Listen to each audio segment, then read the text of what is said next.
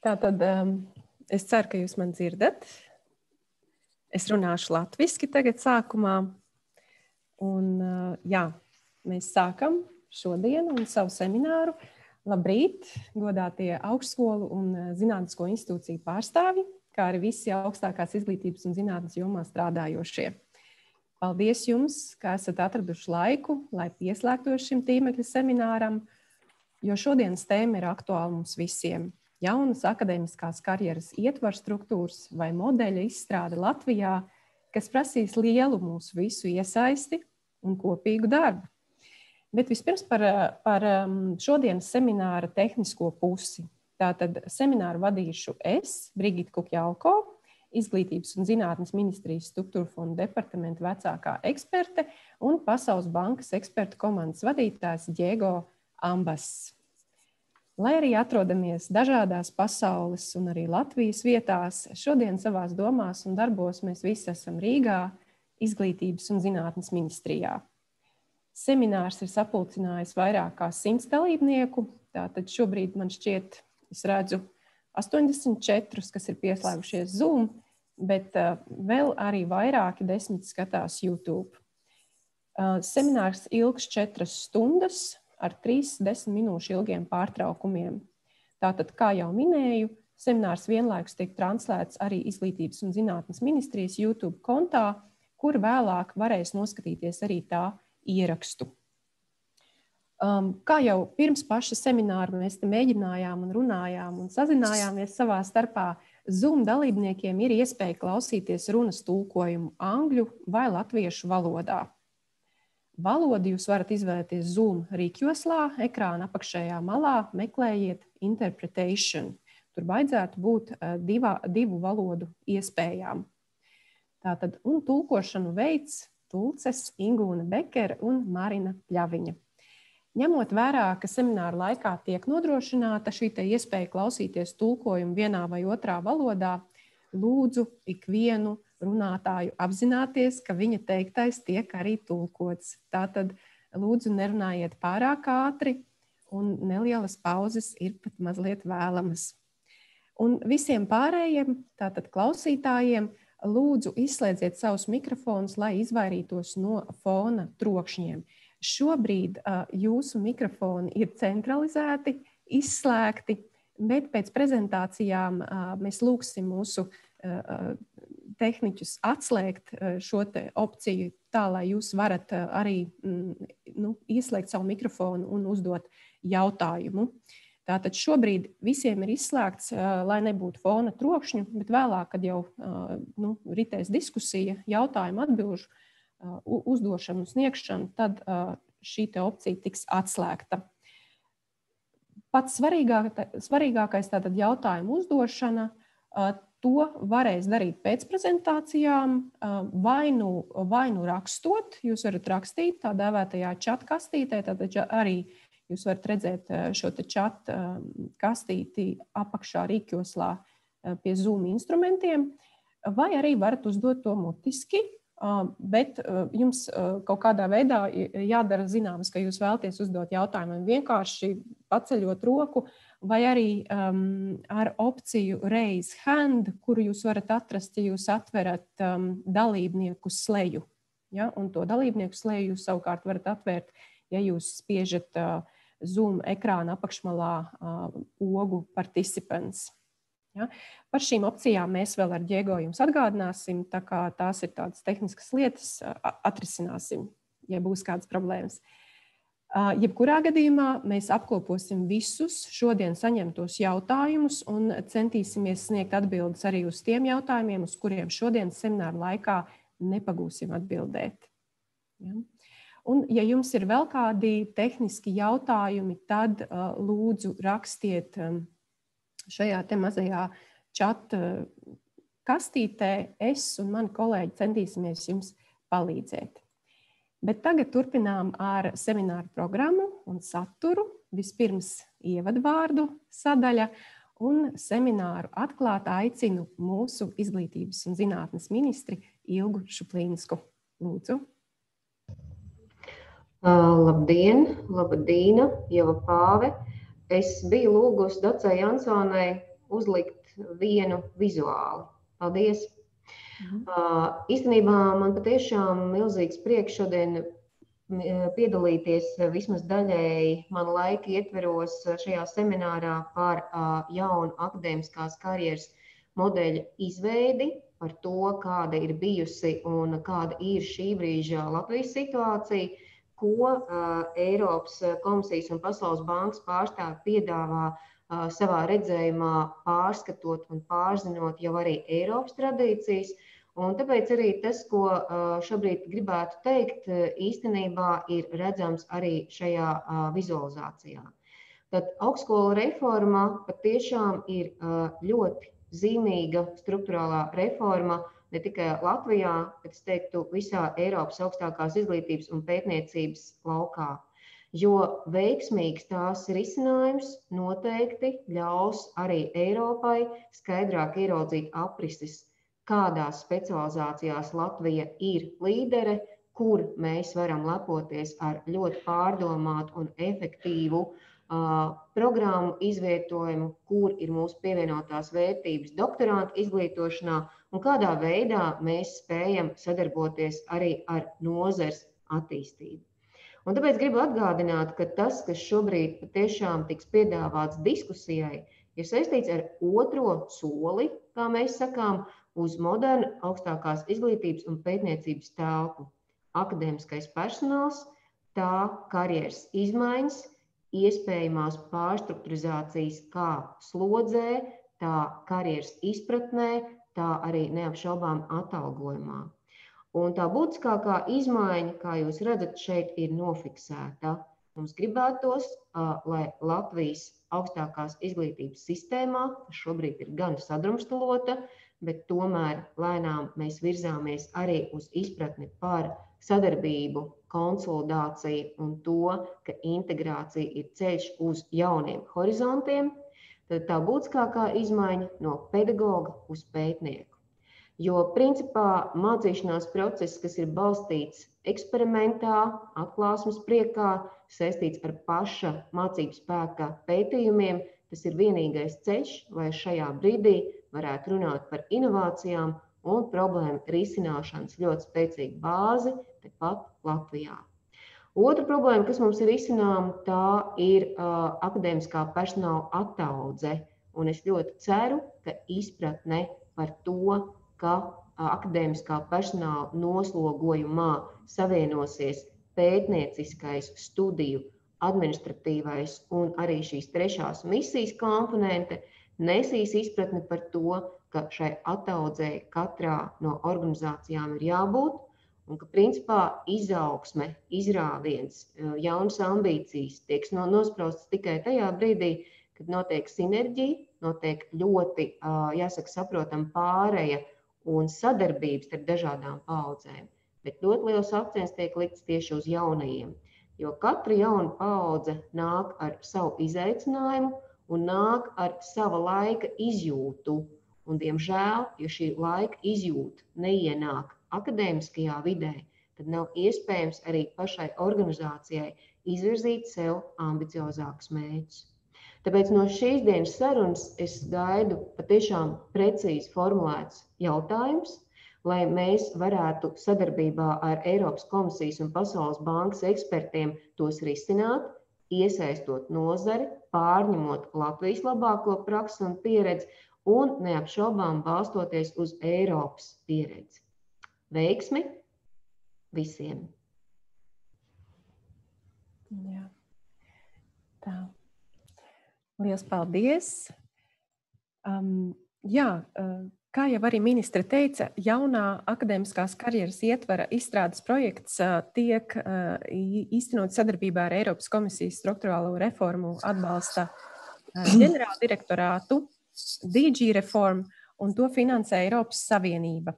Un tāpēc vēlamies lūgt ievadvārdus teikt arī DG Reform pārstāvēji Patricijai Perez Gomesai.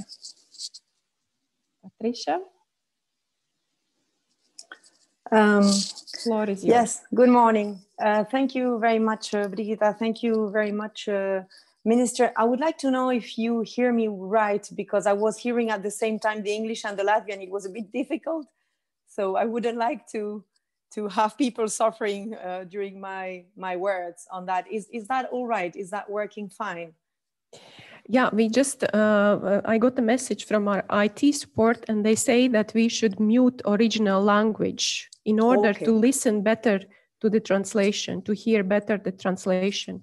All right. Okay. So if everybody has understood what they have to do, I'll go ahead. So first of all, I would like to thank immensely the Latvian Ministry of Education for having invited us to this adventure that started roughly a year ago when they contacted us during our previous call to ask for the technical assistance that the DG Reform is offering to different member states in order to implement their reforms. And I would just like to mention a couple of things of this particular call that really set a bit the ground for this project and will help you understand what is the relevance of this specific project for us and for the Commission, for the European Commission at large. So basically, we are receiving a very high number of requests, around 600 requests every year. And we've managed to support more or less 25–30% of them only. So you can imagine that the level of competition is extremely high. And that also gives you a bit of an idea of the fact that this project for us was a project that we evaluated very positively for a number of reasons. Of course, one of the reasons was that we could identify that there was this strong determination at ministry level, at government level, of really addressing the different problems that you are probably very aware of that regard the higher education career system, but also their agreement on doing it in a very specific way, which is the way that from DG Reform we are really proning systematically, which is to do the reform in a co-creative manner, with a strong participation of all stakeholders, because this is the only way for us that we understand that really there can be some ownership and some really sustainability of any kind of changes that we might support. And this is exactly why we are all here, and we are really eager to have you participating and to have you listening to the proposals, but mostly making the proposals and providing your opinions and your inputs to build up a proposal all together. But I would just like to say a word also on how relevant this project is for the European Commission a bit more at large. I mean, the higher education is really a cornerstone of any kind of growth system, particularly in the days we are living in, where digital transition and green transition rely very, very highly on innovation. And this will only be possible with a strong higher education system that is able to provide the individuals with the right set of skills, with the right set of knowledge, but also with the tools for them to adapt and address the challenges of a very changing world systematically. It has to have the opportunity also and the capacity to respond to the needs of the labor market, to respond to the needs of the companies in the wider economy that are eager to launch innovative systems, innovative initiatives. But for this, it definitely has to be able not only to attract talents in the society, but also to be able to retain them.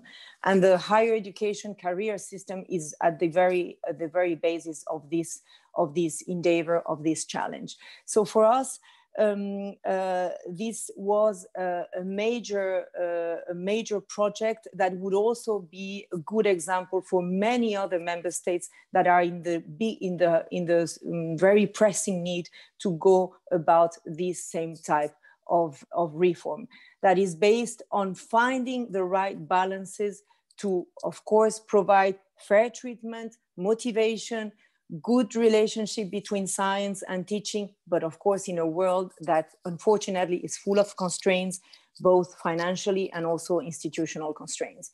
So just to say that we are really extremely happy that the World Bank also accepted the challenge of carrying along this project, that we are extremely thankful to the Ministry of Education of Latvia for giving DJ Reform the opportunity to work in this very relevant topic that we are very hopeful will also serve as a case study for other member states in the future, who are already communicating to us their concern regarding this very specific issue.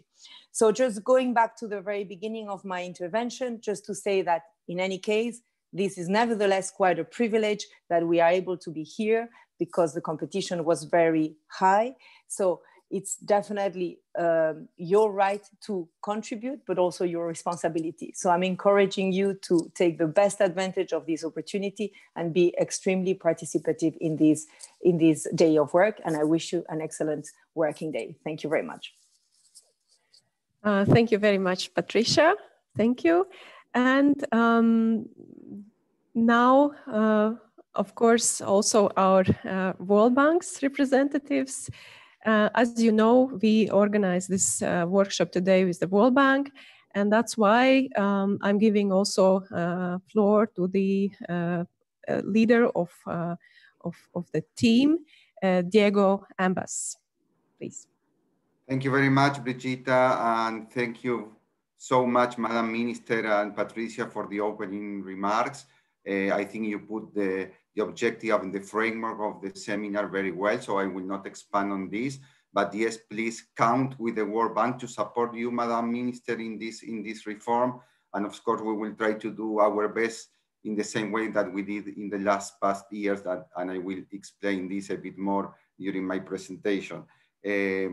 On behalf of the World Bank, thank you so much to everybody who is participating in this event. Now I see almost 100 people that are participating in this. This is a great success. Together with me, we have also five experts in this webinar.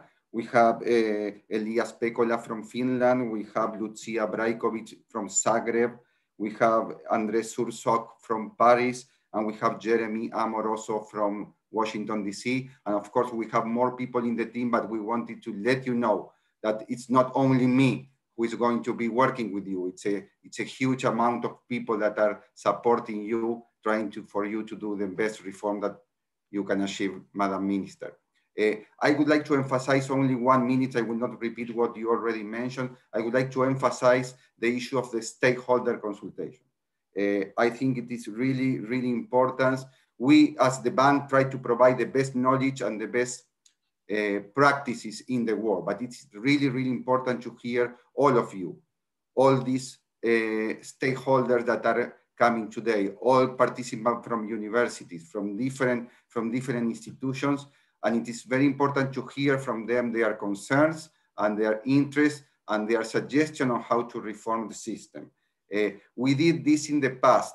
I remember, based on everything that I read from your successful reform in the area of doctorate and in the area of financing, how the stakeholder consultation process was done in the past. We should continue on this.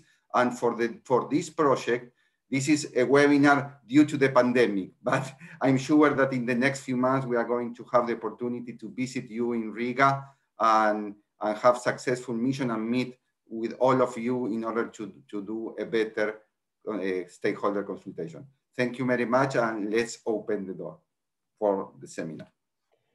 Yes, thank you, Diego. And you are actually the first presenter. The first section of our program focuses on developing new career frameworks in the Baltic region. So, Diego, the floor is yours. Thank you very much. I will not take too much. Maybe Basia, can you upload the PowerPoint, please?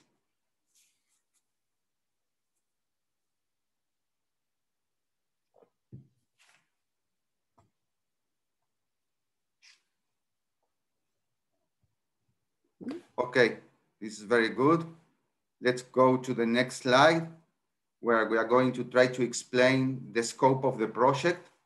And basically what you can see there at the beginning is a kind of a recent history where how the World Bank has been supporting Latvia since 2013, first with the higher education financing model, at the system level. And then from 2016 and 2018, there were support in the area of internal allocation of funds and performance-based financing at institutions, and also on the area of university internal governance. And the recent work that we have been supported was related to human resources policy, academic recruitment, promotion, remuneration, that this is part of what we are going to focus today. And also something that I know that very recently you launched an important reform in the area of doctorates. Next, please.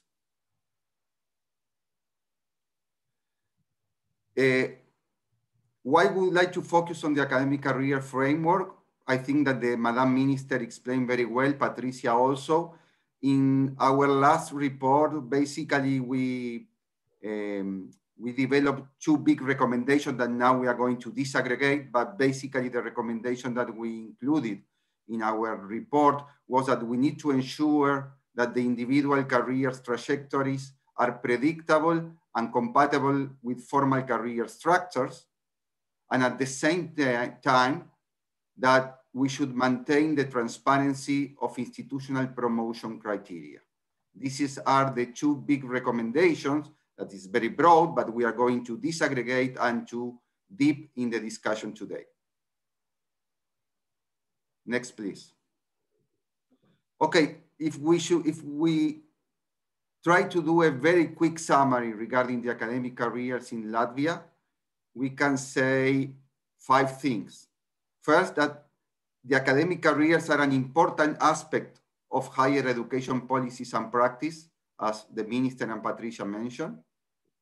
Second, that we believe that Latvia still has a fragmented approach to academic careers, and this in the future will be likely to hamper the development if there is not a change.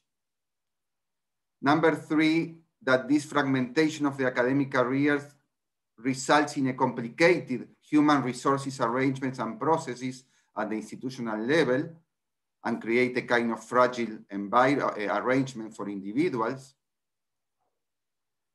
We see also that the academic careers in Latvia nowadays are a succession of individual jobs, which makes planning for such a career difficult, and the academic career overall a bit less attractive. And finally, the concept of internationalization. Internationalization is a bit weak and affects several aspects of the academia, and this is what should have to improve. Next, please. So based on this, together with the Ministry of Education, the European Commission and us, we designed this project that the specific objective of the project is to support the Latvian Ministry of Education and Science in reforming its academic career system by proposing a new academic career framework in line with the European and international good practices, including a proposed system of academic positions and related selection and promotion processes. This new framework, of course, will be accompanied by a proposed roadmap for implementation and an analysis of legal and financial implications also developed by this project. And what we expect as an intended outcome? Well, it's clearly, we would like to enhance the attractiveness and the efficiency of the Latvian higher education system in line with the European and international good practice. Next, please. So how are we thinking this in terms of planning? So we divided this like in the scope in 4 phases. One is what we call the Inception Phase, that I would say that we already achieved it. That basically we need to produce an ideas paper that I think you have now in your hands and also has been translated into Latvian. And we also did a kickoff event at the end of June. So this first phase we consider almost done. And we are entering in the second phase that we call the diagnosis, where we are doing this information event today. Congratulations for this. And then we are planning to do different study visits to learn more about international experience. And we are thinking countries like Finland that today Elias will present, maybe could be Ireland, and could be another countries depending on how the dialogue evolves.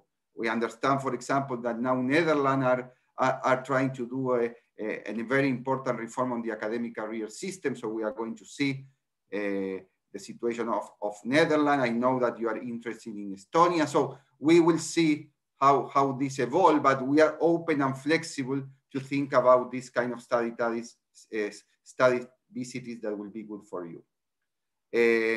Then we are going to enter to the phase of recommendations, where there what we are going to do is we are going to follow up with this kind of workshop that we are going to do today, but with a more advanced discussion, because we are going to have already the diagnosis and the results from the study visits.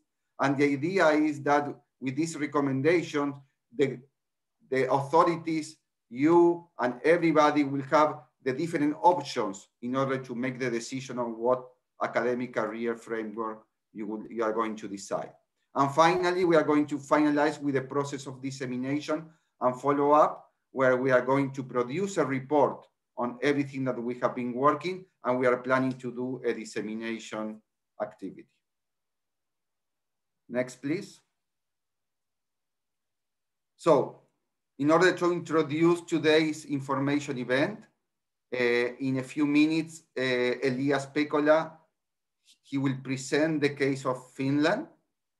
And then we are going to shift to a different modality for this seminar, where I will be more proactive from your side. And I hope that you help us to have a very fruitful discussion, where we are going to discuss about the principles, because we believe that we cannot think about an academic career framework without thinking about the principles and the strategic goals of higher education. And then we are going to go deep on the two big topics within the academic career framework, that is the progression models and processes, where Andre will do the moderator on this discussion.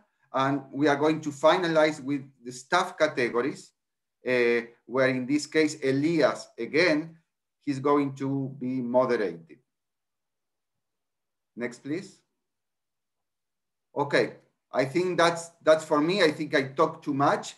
So I think it's now time to go to the substance and the discussion. And again, congratulations to everybody. Now we are 101 people in the stream. So congratulations again, and let's begin. So I will give the floor to Elias in order to begin presenting the case of Finland. Thank you so much. Yeah.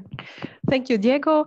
Regarding questions, I think that maybe after Elias' presentation, we can open the floor for questions, and also give this option technically, yeah, unmute participants and give them an opportunity to ask some questions.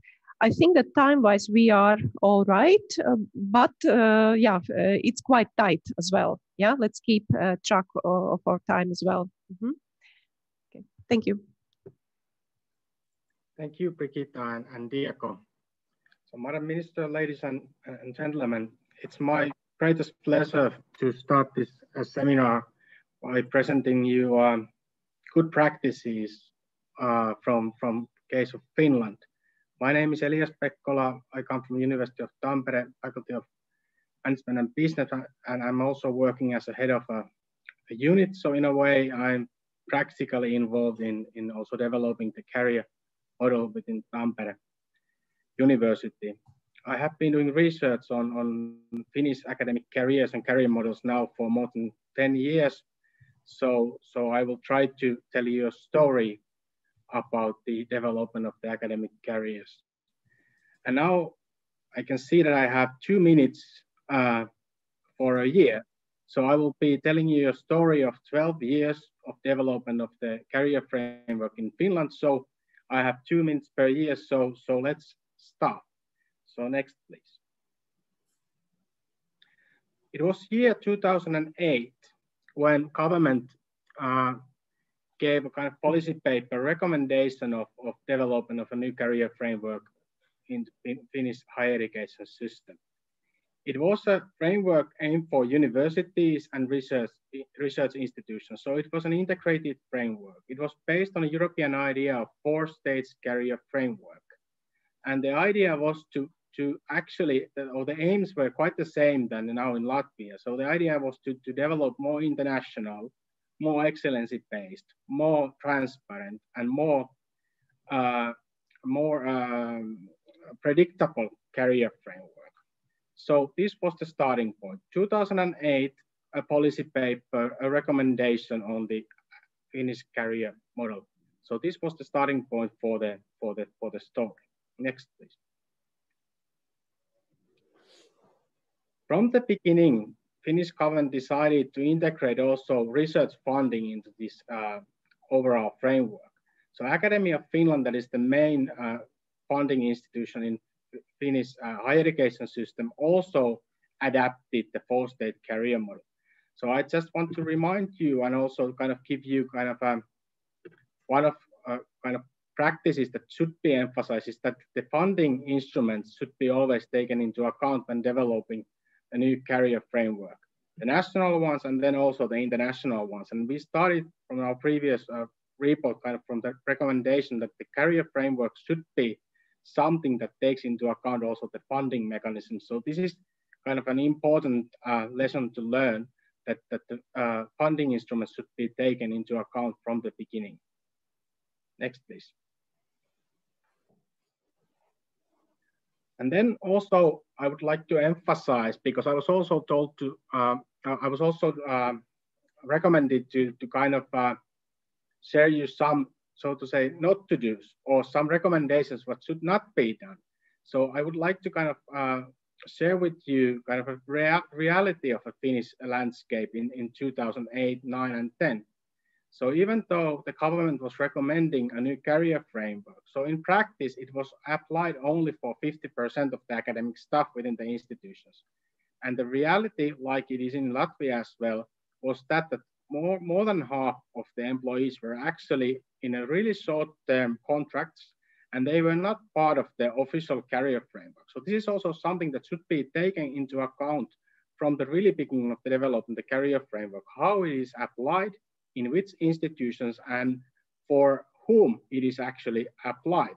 So not to create any fallacies, so to say, not to create any career frameworks or impressions of a development in a career that then doesn't actually fit into the reality. So in real life, in 2008-9, it was only applied for, let's say, half of the academic staff. So this is something that is also really important to take into account, that it should be kind of considered and developed and planned for the whole system. Next, please. It was only 2010 when there was actually changes in the legislation. So the Finnish government started with a policy paper and recommendation. Of course, the reform of the legislation was already ongoing in 2008, but it was actually enforced only in 2010. And in Finnish case, there were huge changes also in the legislation. The universities became independent employers, so they were detached from the government. So this was quite important for the Finnish case. So in Finland, actually, the universities, even though they are still publicly funded, and most of them are public, so they were detached from the state budget, so they became an independent employers. And also the status of employee was changed from the civil servants to employee. That was also a major change in the Finnish system.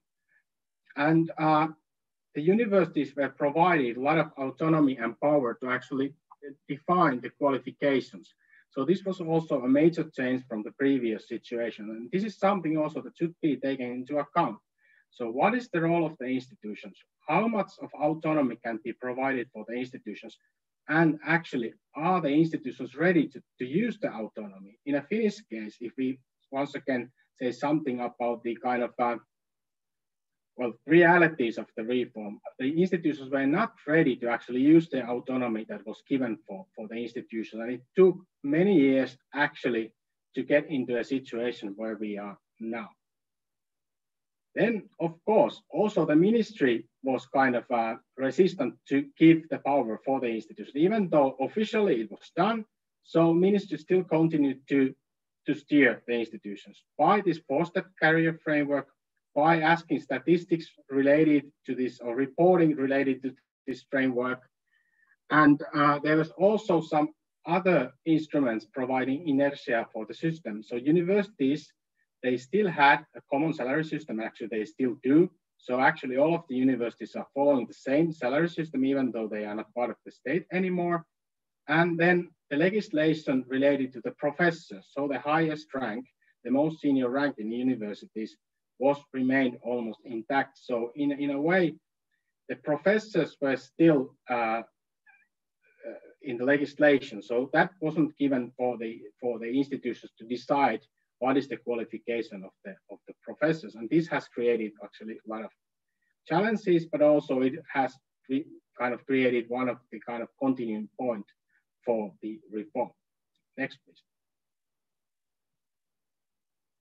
And what then actually happened in the universities?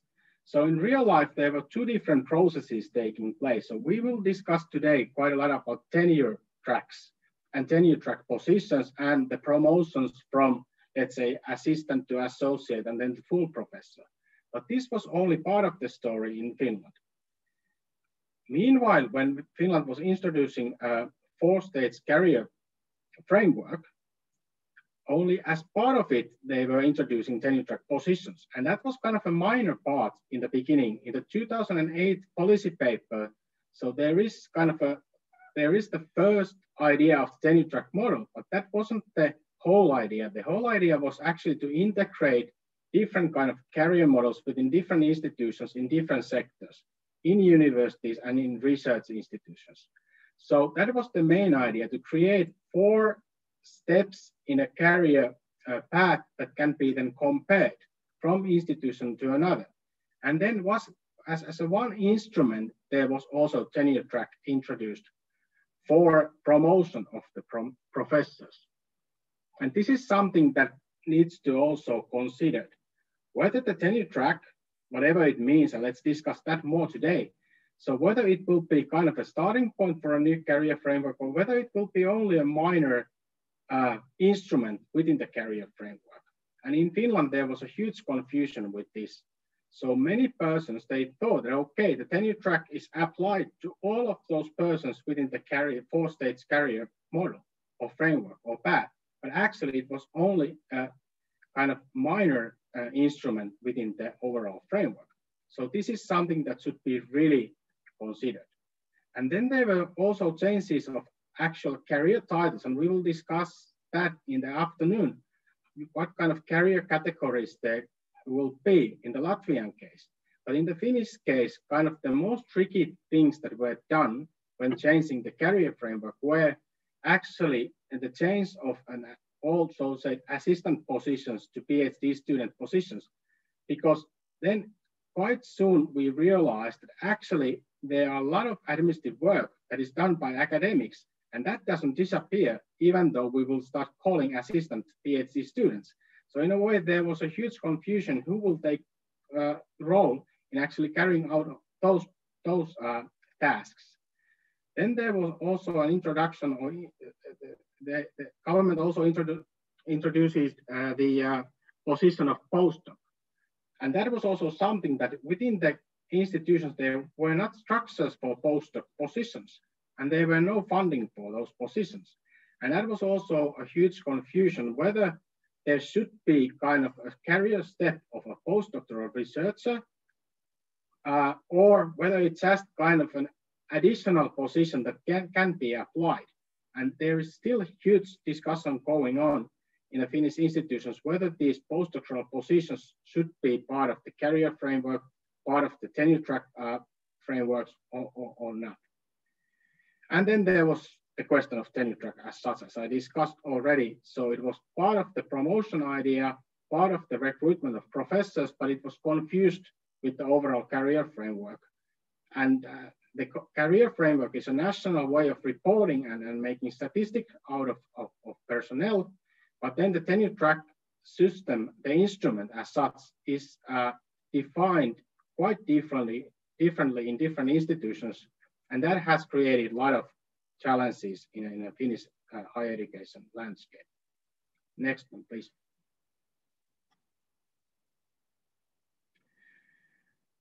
Now, time has passed, and there's already 12 years of experience from this career framework.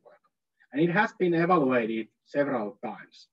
First time it was evaluated in 2013 by Academy of Finland. And they were actually looking mostly it from the perspective of university professors. And they realized that actually this tenure track promotion system is not widely used or utilized. And it's only used in the rare kind of strategic cases. And the volume of tenure track recruitment is quite low. And they recommended in 2013 that to be really an effective reform, so this tenure track recruitment should be taken more seriously and it should be applied more widely. And there was an overall recommendation by the Academy of Finland for the universities and also research institutions that the job descriptions of the professors should be wide as possible. There should be international calls for the positions, and the tenure track should be used as one instrument to actually to do both of these, to have more international calls and to have more wide job descriptions, to have more applicants for the positions, because Finnish career system was and partly still is quite closed, and the professorships are usually, when there is an application for an open position, they are usually from 4 to 6 applicants. And there was kind of a recommendation that you should have more applicants and they should be international. So in a way, I think we had a little bit same kind of a situation that you currently have in Latvia from that perspective. Next, please. Then there was kind of a evaluation of the overall career framework, not only the professors and the recruitment of professors, but the whole career framework in 2016. And I was part of the group making this evaluation. And then 2016, we kind of realized that, okay, the framework has been applied in all of the universities, but actually there is still a lot of confusion between the traditional recruitment within the traditional positions, let's say lecturer's position, professorships, and senior lecturer's positions, and then to the recruitment of the tenure track professors. So professors that can be then promoted.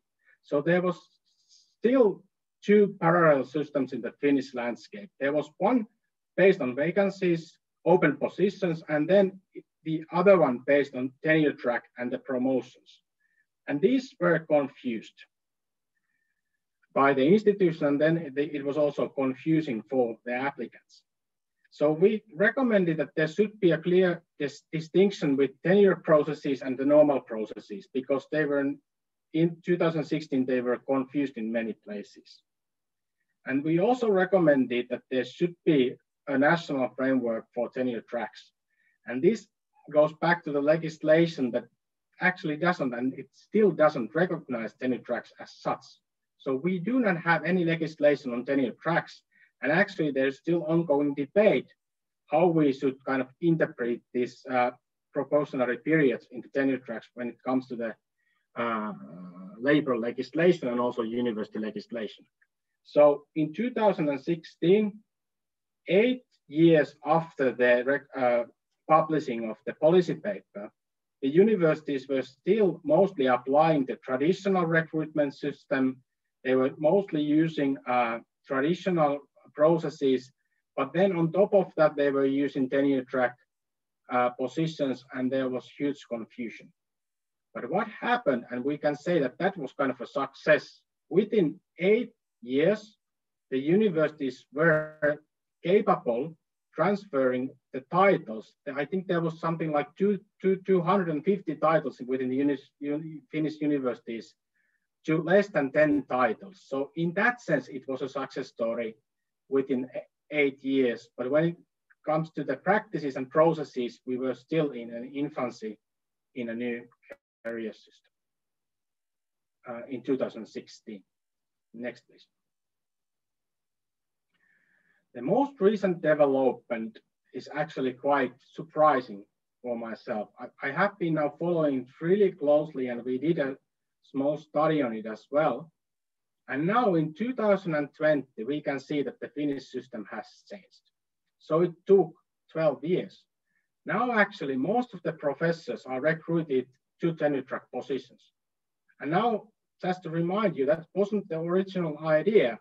The original idea was to integrate career models within different types of institutions and to provide an overall framework. And in the end, it led us to a situation in which the professors, almost all of them, are actually recruited through tenure track positions. So now the change has happened. The applicant pool, as it was recommended by Academy of Finland in 2013, has changed a lot. There are more applicants. They are actually more international, but with internationality, there was kind of a side effect. They are now more male than they used to be. So that's also something that should be taken into account. So once you are making your processes more international, so it might come with kind of different side impacts. But actually then when we see the selected persons, so the change is not so big. But when we are looking for the applicants, so we can see that there are now more males than if we would be just recruiting Finns. So this was something that was a little bit surprising. And then the development is still organic in the Finnish universities.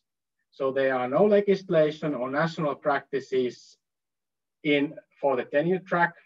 So it is still kind of institutional, under institutional autonomy, how to frame the tenure track and promotion system. And the legislation doesn't really recognize the tenure track professors or assistant or associate professors. It is only actually recognizing full professors. And now in the Finnish landscape, there is a question of professorate, how we should define it, who are professors, and what is the kind of first step when you can call a person a professor. And the law is quite clear with that. It's only a full professor that has been evaluated by 2 external experts. But then institutional practices do vary quite a lot. And we do have an invitation procedure in the Finnish legislation as well, that you can invite professors.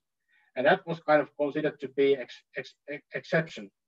In a way, when you have someone who is really distinguished, then you can invite someone. But actually all tenure track professors in the end, when they are promoted, they are invited. So there are a lot of confusions within the national system.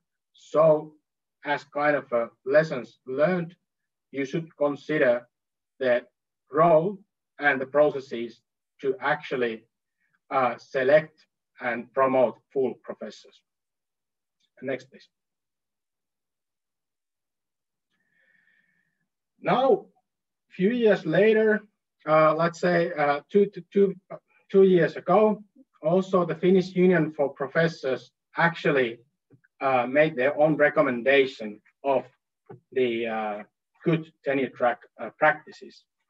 And how I read this as a researcher and as a kind of closely practitioner following the system is that when reading those recommendations, how to develop a good practice in tenure tracks. So you can also read kind of the critical points, and also you can probably see some not to do's from this list. So usually these recommendations are based on practical problems. And actually it is quite evident that also this list that is actually quite good is providing you some insights about the things that should have been considered more carefully in the beginning I think nowadays they are quite okay, but in the beginning there was a lot of issues related to tenure track practices. And the most important thing when you are defining tenure track position is to have criteria. Criteria that is transparent and is published and is public. So if you don't have that in place for those who are recruited to their positions and then they are promoted, in the end they will become full professors. So then you run into the problems. So before establishing a tenure track system, you should really carefully consider the criteria. And many of the points in this list are actually emphasizing the fact that you should have really well-defined criteria, and then you should define all of the outcomes carefully and practically. So if it's a scientific quality or excellence, so it has to be defined in a way that person can understand what should I do to actually show that I have this qualification. And then one more thing that is something that should be taken into account is to actually make already a plan for those who who are not promoted. And this was something that wasn't really planned carefully in many institutions in Finland. There would be always persons who are not promoted. So what happens to those persons? That's really an important question. And from institutional perspective, that's the failure. Always when you recruit someone, so you hope that he or she will success. But if he or she doesn't, so what to do after that? So this was also something that should be considered. Next, please. There are some institutional examples that will be discussed more today, but just to show you that there are great variety in the Finnish institutions to actually define the tenure track system. There are differences in the steps, there are differences in the time span, and there are differences in understanding the word tenure. So for instance, in Aalto, it's quite a traditional US type of model in which you can see that the word tenure in the box called tenure decision. So it's a decision to make someone permanent. But in some other universities, it doesn't actually mean that. It means only that you are on a track. So even the word, even within one system, may have different meanings. And a question for you is actually what you will mean when you are discussing about tenure track and tenure track positions. And I think Andre will start discussing this with you a little bit later on today. Next, please. Okay, there is another one. This is an example from University of Eastern Finland that is actually quite advanced also, but it says explicitly that it's only for few. So there are also differences. In other universities, it's for all who want to become a professors, and in Eastern Finland, it was considered to be only for few, only the best ones. And otherwise, there was an idea that there will be traditional recruitments. Now, the picture is changing, and also University of Eastern Finland is going towards the same idea and other universities. But it may mean different things in different institutions. Next, please. Okay, and this is a system from my own institution, University of Tampere. I'm not going into details, but here I would like to emphasize you one thing. And of course, you don't understand Finnish, but there are weird translations in the Finnish language for the titles. So for instance, associate professor is called tenure track professori. So it is a translation, it's a job title that doesn't actually exist. So this is also something that you should really emphasize, the national language translation of these titles to avoid confusions. Only the translation issue has been a huge problem in Finland. And now I know I have 1 more minute to go. Next, please. Okay, to sum it up, so new career structure in Finland and typically, so what it does not do, and this is something that it was surprising in Finland, even though it was quite evident. It doesn't increase the funding in the system. It doesn't change the tasks that someone has to do and address. It doesn't increase the leading positions in the system, or it can, but it often doesn't because there is a certain amount of persons who can be full professors, and it doesn't provide promotion to all. And these were not well enough highlighted in the Finnish case. because there was confusion in all of these. For instance, most of the academics, they thought, okay, now there's a new 4-stage career model, so I can be promoted in my own position. But that wasn't the case, and it still is not the case. But it provides you a framework, but it doesn't provide a promotion ladder for all. It wasn't developed like that. However, the new career framework can help to fit to the international funding schemes. So in that sense, it can provide an easy access to international funding as well. It can make the task and responsibilities more transparent. So it can, in that way, kind of provide new understanding of the roles and responsibilities and division of labor. It can provide transparent and fair promotion horizon, so predictability.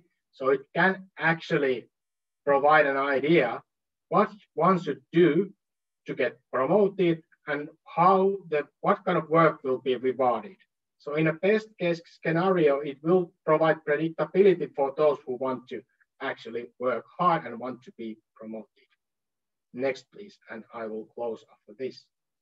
So I would like to highlight, already Diaco highlighted the characteristics of Latvian academic careers based on our previous study, so I'm not going there, but I would like to highlight that tenure as concept might mean quite different things in different countries. In some countries, it means a permanent position. In some countries it might mean a promotion track. And in some countries, it can be developed on basis of permanent positions, like in Estonia. In some countries, this can be only for few and selected persons. And in some countries, it can be the only way towards the professorship.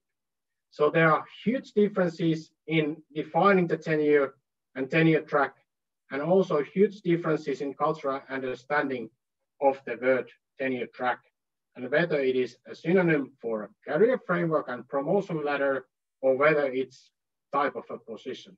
So this is something that we should discuss, and we should clarify for ourselves what we actually mean by career framework, nationally, career model, institutionally, and tenure individually. And this is all that I had to say. So I think I can close it here. Thank you for your attention. Thank you very much, Elias. We really appreciate, I hope that everybody appreciates your presentation. There is 2 questions that are coming from the audience that I think it will be good if you can respond. The first one is, could you describe a bit more how academic career path reforms in Finland were funded and what resources it required in parallel with the existing funding for higher education in Finland? This is the first question. Yeah, excellent. And the second question, okay. And the second question is, for the past 20 years, Finland has been introducing consolidation of the higher education institution network. How did that affect the academic careers? These are the 2 questions that we received. Excellent questions, both of them. So first question is easy to answer. So there hasn't been kind of separate funding for career framework development within the Finnish system. The only exception is Aalto University that was heavily funded when it was established. And also as part of that establishment, they were kind of able to develop the career framework. And they were actually having their own salary system, and they were kind of investing quite a lot of money to actually go through the reforming of the entire career framework within their own institution. But otherwise, it has happened as part of the normal activities of higher education institutions. No special funding for that, no additional money into the system. And that has created also kind of tensions there, because not everyone can be professors. You cannot have tenure tracks, new tenure tracks without additional funding. There was Academy of Finland structural or kind of profiling funding, providing few strategic positions for tenure track personnel, for instance. And now that funding has ended, And now, for instance, in my own institution, we are in a phase of trying to find places for those persons that were selected based on their research excellence. So where to place those persons who might be, let's say, from my own unit, I give you an example. There is an excellent research oriented person in public law. And she's one of the best scholars that we have. But how she can actually teach public law for the Finnish students in Finnish? So these are now the questions that we are facing. And I think you will face the same issues if you start developing the tenure track positions based on external funding as a strategic way of defining the profiling areas. So you have to think 5 or 10 years ahead how those persons will be integrated to their overall career system of the institution. Really an important question, maybe one of the most important questions. And then there was a question of mergers, I think, within the Finnish higher education system.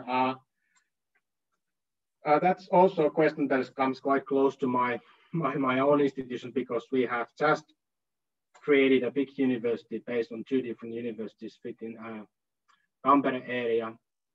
And in some cases, the new career framework and the tenure track position has made it a little bit easier, because then you have a new practices that you then can implement in 2 different institutions. But in practice, you have also 2 different cultures that you have to change to have one new culture in a way. So it has positive impacts, and also it has created great challenges.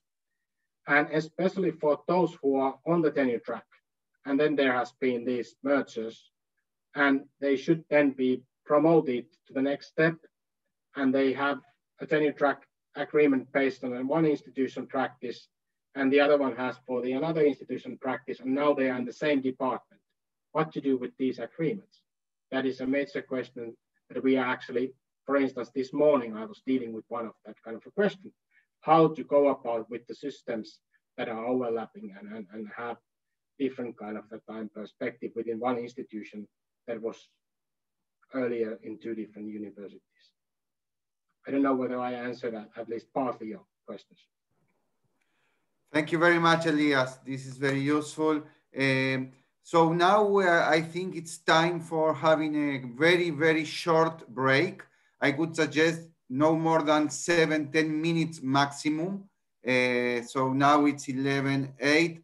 Let's be again all together 11:18, so we can begin with the sessions discussions. We have 3 session discussions to go, and the first one will be regarding to the principles.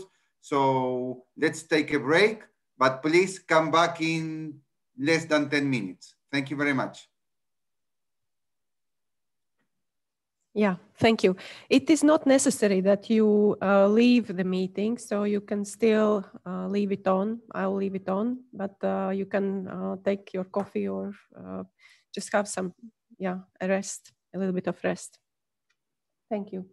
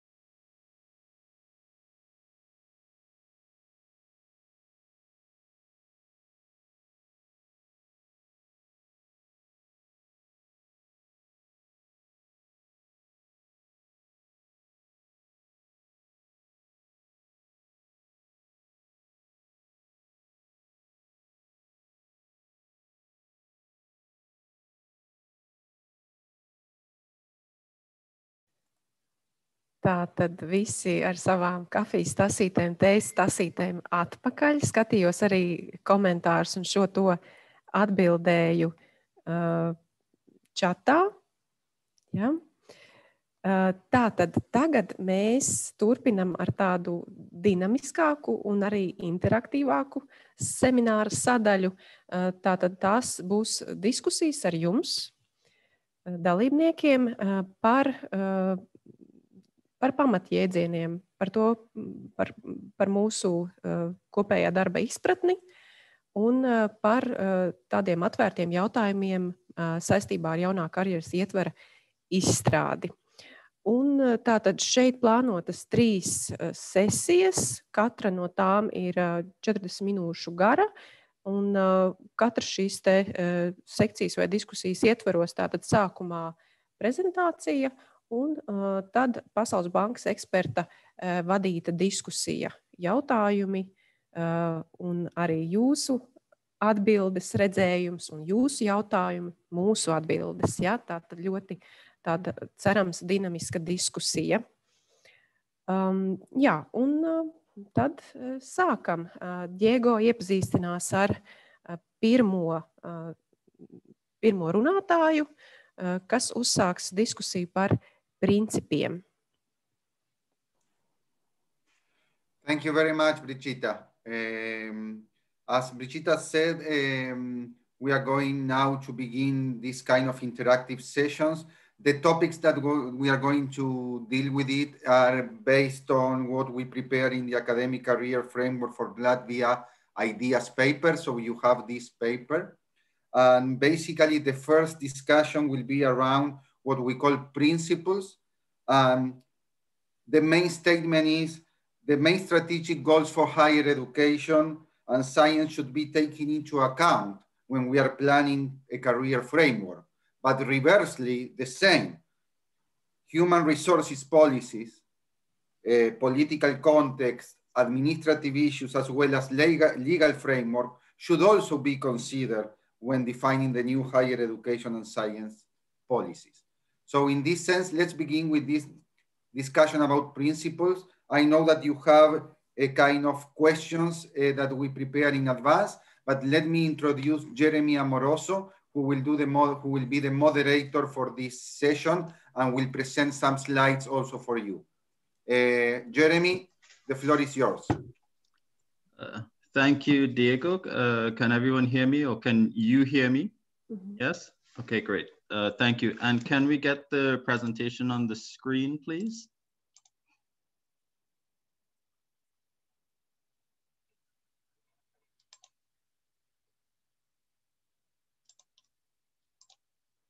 Thank you. And it should be,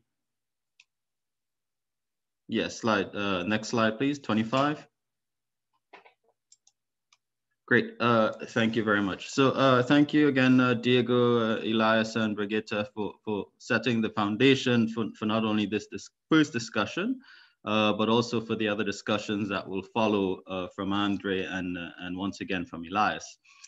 It'll be helpful to begin this discussion with a refresher on the policy priorities that have been identified and narrowed down by the ministry, specifically those that apply to higher education and science for the upcoming period for 2021 to 2027. These priorities are outlined in the draft document titled Guidelines for Science, Technology Development and Innovation. And you see these 6 priorities here. I won't go through all of them, but they are excellence in science, digital transformation and open science, and the 6th one there that you see is innovation to stimulate development and promote implementation. These priorities that have been narrowed down are sourced from several recommendations provided from not only various national policy documents for Latvia, but also from international and national tasks on higher education in Latvia. Next slide, please. Another set of guidelines, specifically the guidelines for education development, outlines the 4 key objectives and aims for the same period. And you can see these on the slide, and they pertain to various aspects of the education system. The 4 objectives are first to develop highly qualified, competent, and excellence-oriented pedagogues and academic staff. Secondly, to develop modern, high quality and highly valued skills for the labor market. The 3rd objective is to support everyone's growth. And the 4th is it will last but by no means least, the 4th objective is, as outlined in the guidelines, is for sustainable and efficient management of the higher education system and its resources. And now we would focus specifically on higher education with the next slide, please. These are the planned changes in higher education categorized, and these have been identified as being most essential. These changes broadly relate to academic staff, quality assurance, and governance. And it is under this first category of planned changes that we would focus on here today, specifically the first bullet point with developing and implementing a new career framework in Latvia, with the intent of ensuring a more sustainable academic career. With the next slide, please. Based on the World Bank's previous support in Latvia, there are principles upon which the development of a comprehensive career framework for Latvia can be based. And here you see the 3 broad principles. There are principles that aim to achieve academic excellence. And this category of principles would include familiar topics such as academic integrity, relevance, and cross-disciplinarity. Within these principles, the career framework would focus on academic freedom, objectivity, and independence of science, to name a few aspects that relate to academic integrity. Regarding relevance, the career framework would focus on enabling competitiveness and efficiency of academic work, to name a few. And under cross-disciplinarity within the category of academic excellence, the career framework would aim to take into account disciplinary differences and also enable cross-disciplinarity. Within the second category of these principles, we have professional development. And there are many aspects that will, of course, be familiar to you in terms of professional advancement, internationalization, diversity, and international comparability, which the career framework would help to achieve. And lastly, as a refresher, the 3rd set of principles would focus on HR practices. And some of these practices are, again, familiar in terms of having transparency, fairness, rewards and steering, strategic management, and also having and establishing practices that can be administered.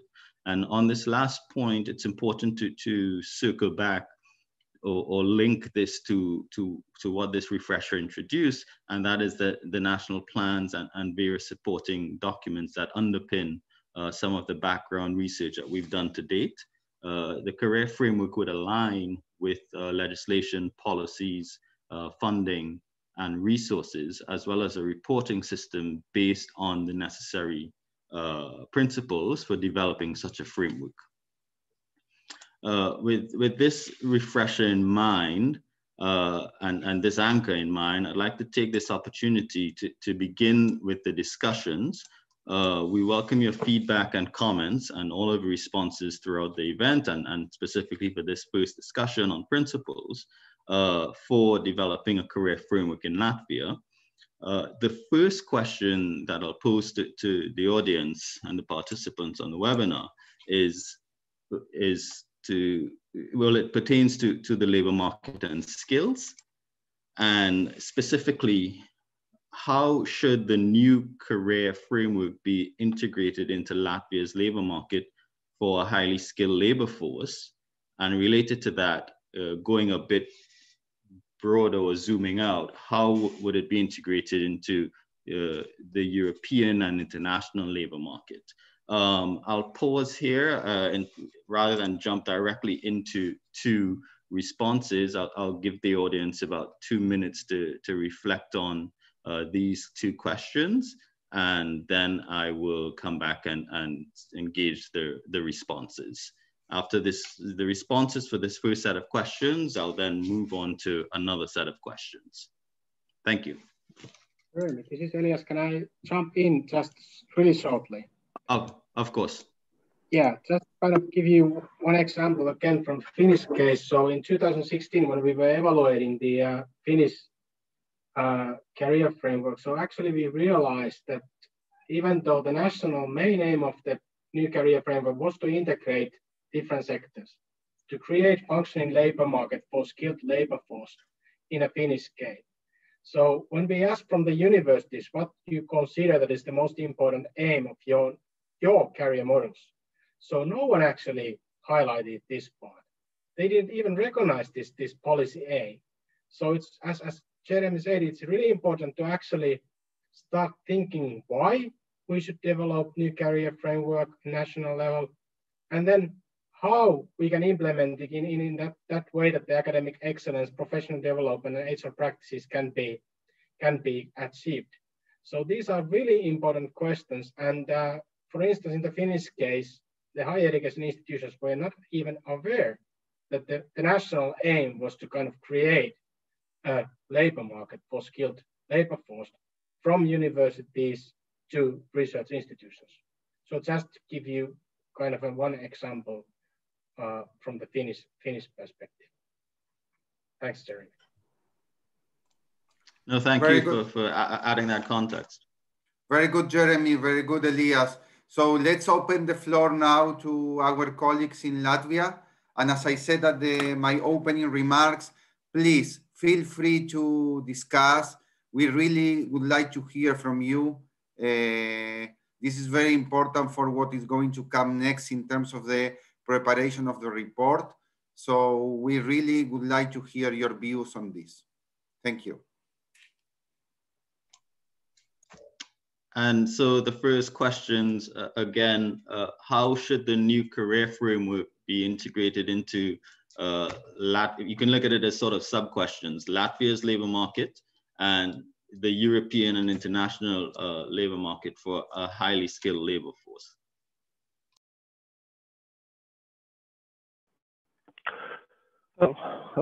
Could I ask a question? Andris Teikmanis from Art Academy of Latvia. I would like to ask, in the context, thank you, Jeremy, for mentioning this very important aspect about interaction between academic career and labor market, and particularly in the field of art and design, where is really high skilled labor market. It's a very tough question how to ensure that there will be always the relations between academic skills and these skills in the field like art and design.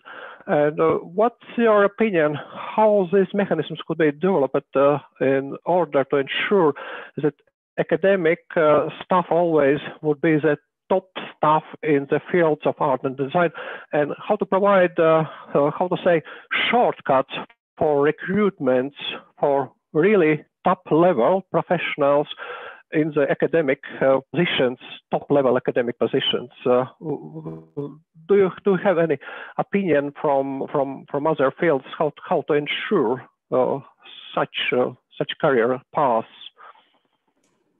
Thank you very much for this question. I open the floor, Elias, Jeremy, whoever wants to respond this, and also I open the floor for Andre if she also wants to jump in on the question that is going to come. So maybe Elias, you could begin.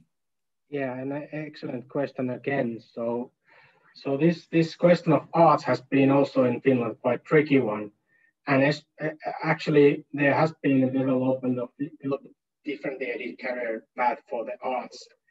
But to answer your little bit more widely in a way. So how to secure those fast tracks? It's really important to think about different kind of entrance points into the academic careers in different stages of academic career. So for instance, the more senior part of the academic careers, let's say associate professors, so you may have different kind of professors of practice or industry professors, or why not artistic professors, so that you ensure that there are places in which also really highly skilled professionals can enter without having 25 years of doing academic publishing and research. So you really have to consider the entrance and also the exit points from an academic career. So in a way, you are highly right that we often think that there is one entrance point in the beginning and then starts the promotion path. But in many cases, especially in the small countries like Latvia and Finland, we have a limited number of professionals. And if you want to have a highly skilled professional, for instance, in a teaching duty in higher education, so you cannot expect them to go through the whole path. So you have to create entrance points for those professionals. Let's say, yeah, professor of practice, industry professors, or other type of visiting scholars. Also international, but mainly probably national ones. Really an important question. We need to highlight entrance and exit points in different career steps, not only one entrance point and then one exit point through retirement, because we want to see, I guess, mobility between different sectors. Excellent question, really an important point. Thank you, and really thank you for your clarification. And thank you for our presentations, of course, Elia and Jeremy. Yeah, I think it's a really timely discussion in our higher education field. Thank you. Thank you very much. Yeah. Thank you very much. I think Andre want to jump in also.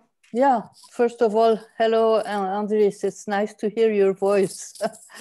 Hello, nice to meet you again. Yes, thank yes. you. What I wanted to add, I mean, the key message from Elias is flexibility, and it's flexibility of the model, but it's also, I think, flexibility when one is managing individual careers. That people develop over time, and will if we stop talking about the arts and design, which is a specific sector, but in general, the balance between research and teaching, the balance between practical activities and more theoretical research activities, all that need to be able to change and evolve over the lifetime of an individual. And I think it's really important to keep that in mind, so that the framework or the models that are developed do not lock in people in specific roles, but allow them to develop over time. Thank you, Andrea. I think it's absolutely timely point being made because this framework should be really flexible in order to serve all aspects, all kind of education and art education among them. Thank you. Thank you very much. Anyone would like to raise another question, or it could be not a question, it could be just a reflection or a comment from what it has been said?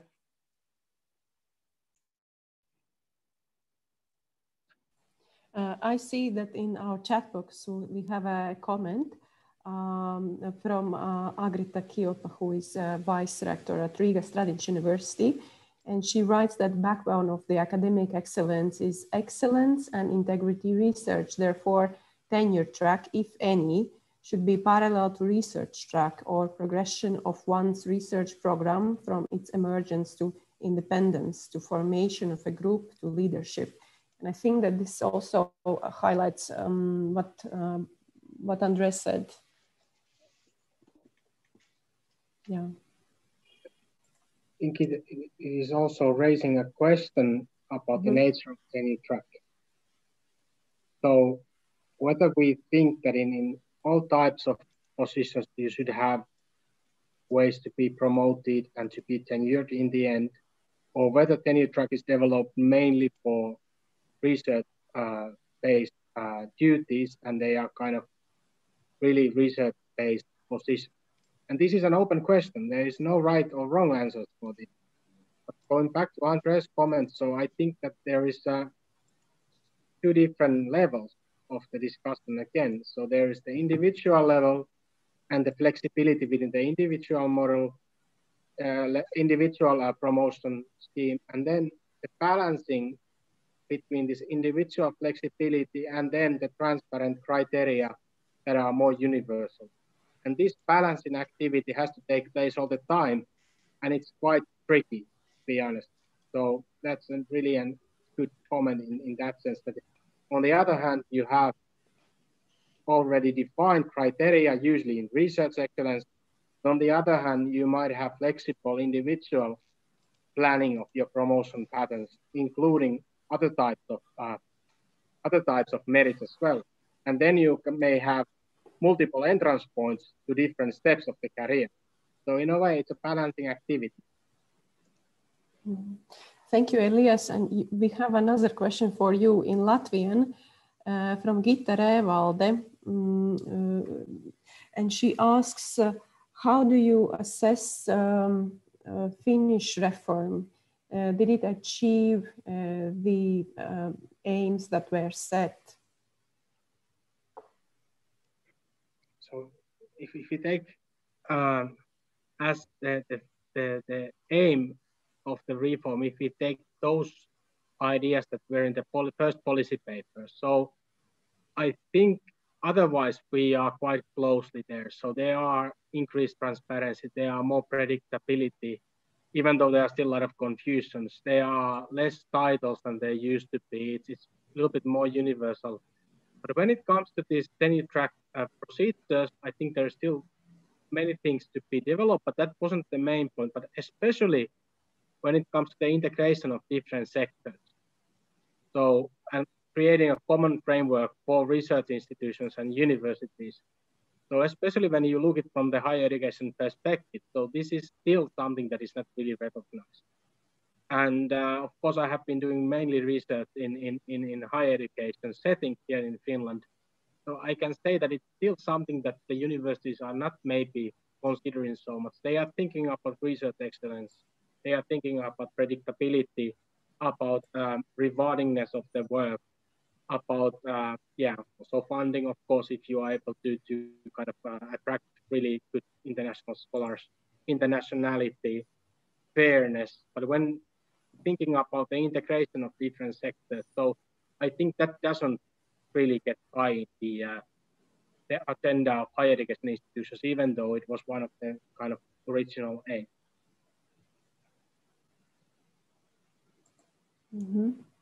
Thank you very much.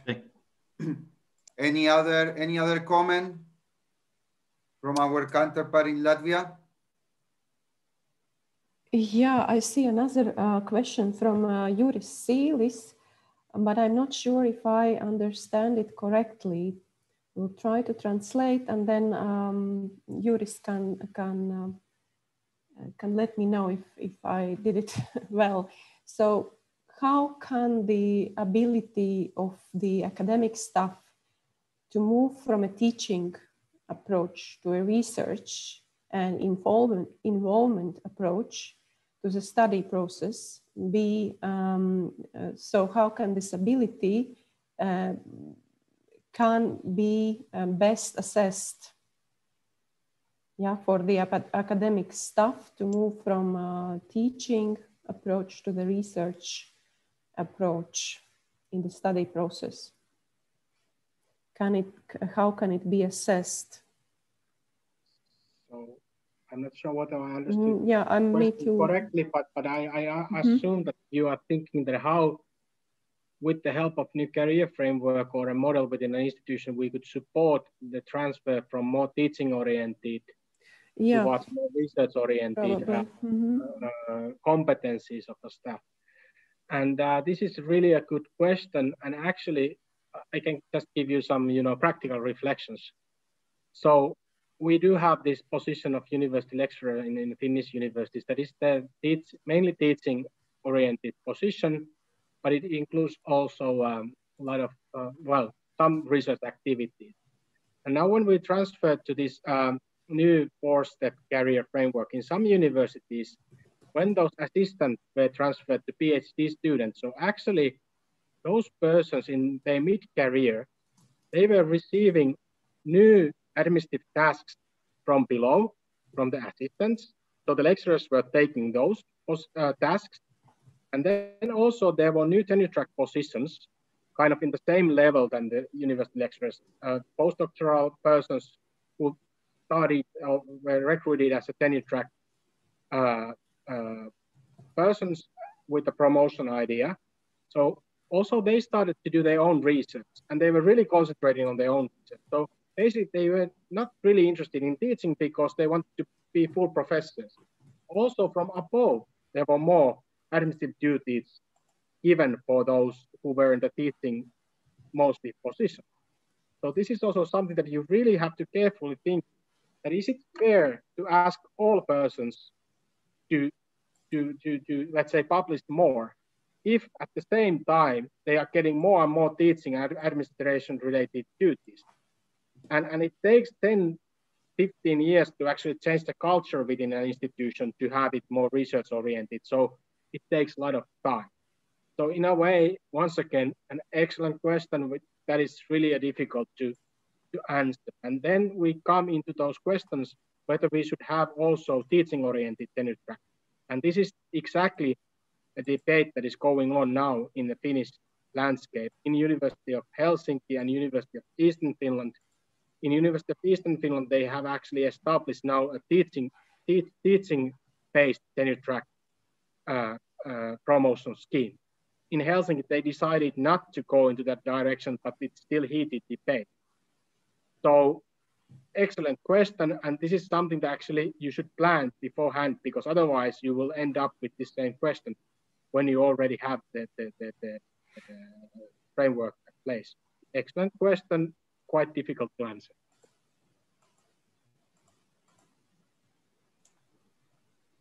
Thank you. Thank you very much for sharing. Did you want to add something, Diego? I would like to add something, Jeremy. Yes, please, Andre. One of the interesting things, I mean, Elias mentioned in passing when talking about research and evaluating researchers about publishing more. He mentioned in passing publishing more. And I just wanted to point out that while bibliometrics have been the main mechanism for evaluating researchers, I think there is quite a bit of discussion now about talking about the quality and the impact of research rather than the number of research publications. It's easy to count, no, and it's easy to count publications, and everybody has been doing it. But I think we are really at the cusp of major changes now, with a research assessment being, the UK has already done it, you know, looking at research assessment more in terms of impact and more in terms of quality than in terms of quantity. The Netherlands is also moving away from this bibliometric stuff. I think in Finland, the conversation is about that. It would be interesting to hear Elias on this. I understand the Norwegian are also working on new policies about assessing research that would move away from just very simplistic, I would say, simplistic bibliometrics. Mm-hmm. Thank you, Andre. We have another question from Gunther Skittenbergs. Yes, hello. I'm Gunther. I'm from the Association of Latvian Young Scientists. And maybe not a question, but a comment on the question that you asked about the integration in Latvian and European job market. from our point of view, I think the most challenging part, but also the most opportunity-based approach is integrating this research and teaching things together. And we have a lot of good research in Latvia, and it's super essential that we make a framework in a way that we take advantage of the highly skilled researchers that are there in the Latvia, and towards European job market. It's also important that we make positions in a way that they can attract the talent from Europe towards our education system. So I think those are the two things that we indicated important from our association point of view. That's it. Yeah. Thanks. Thank you. May I ask? Thank you very much. One question is there any question? Yes, we have one more from Pasaules. Before we get to the next question, first of all, hello, Gunther. It's nice also to hear your voice. And what this raises about the attractiveness of Latvia is the language issue also. So I don't know if it is something that people care to discuss in this first seminar, but it certainly will be an important element to discuss at some point if you want your labor market to be compatible with an international market. How do you deal with the language issue? Completely agree. Yes. If I can also shortly add that it's really important to attract international talents to Latvian system, but also to support Latvians to go outside and then come back. So this coming back part is also quite important. And we have realized in Finland and also in some other countries that actually we should be maybe concentrating quite a lot also on that aspect. And it's often forgotten. So we attract persons and then we support persons to do a mobility period, but then we forget that they should have ways to coming back, ways or funding instruments or positions, how to return back to Latvia or Finland or some other country. So it's a two-way process. Yeah. So I think that, we had another question Talis wanted to ask. And then, we should close this discussion because of the time frame. Okay. Talis Juchna from Riga Technical University. I have one question to Elias regarding, let's say, how do you have some kind of data about Sweden or about Finland or about your university? What is the balance between the academic staff employed on long-term project, long-term contracts, you call it tenure track, and short-term contracts, mostly living on projects? Because as it was presented earlier, one of the challenge in Latvia is that majority, at least I'm talking about our university, of academic staff is living on short-term project funding. And by this, I mean we're talking about decent salary. Of course, they have a contract, but the salary, what they are able to receive from budget is relatively non-compatible. So the question is, do you have your opinion about this kind of, what is the healthy relationship? On one hand, to have this kind of long-term commitment from professors, allowing them to be more engaged in education, to provide more of the time for teaching, and then also providing, let's say, some competition among the scientists, so they have this short-term contracts and they live on the projects, but so there should be some kind of ratio. And what is your opinion on what this ratio should be? Excellent question. So I'll give you an example. So in my unit, there are 97 academics working in my unit. Out of those, 45 are on permanent contract and 50 52 are on fixed project-related contracts. And I think this is an overall picture in Finland, depending a little bit from a discipline to a discipline, but approximately it's half and half. Out of this population of 115 are professors. And it used to be like that out of those 15, maybe 1 or 2 places would be tenure track positions. But now in the new landscape, let's say, starting from 2019, in almost all of the institutions, all of the professors are recruited, almost all are recruited through tenure track recruitment. So actually, when it comes to professor rate, so it's getting younger, and you will start seeing assistant and associate professors also within this 50. So, and what would be a right balance? I would say it would be something, the permanent position should be more than 50%, because we have multiple contracts that has been continuing from year to year. The same persons are in fixed term contracts for year to year, but because of external funding, we are not able to actually employ them, and we are always in the gray area when it comes to legislation. So the ratio, it should be something, let's say 30-70 or something like that, but it's just, a guess. And our problem also is that when it comes to your mid-career positions, so most of them are, let's say, university lecturers positions, and they are permanent, and there are no promotion schemes. So basically, once you are there, you are there. And it's really challenging to actually make the motivational structures for those persons who are not able to get the tenure position and they cannot be promoted. So in a way, there used to be fixed-term positions for senior assistants, let's say from 4 to 5 years, but now those are permanent positions. How to motivate these persons who are not able to be promoted, but they have a permanent position? So this is a real question for us. So I'm asking almost the same questions you were asking.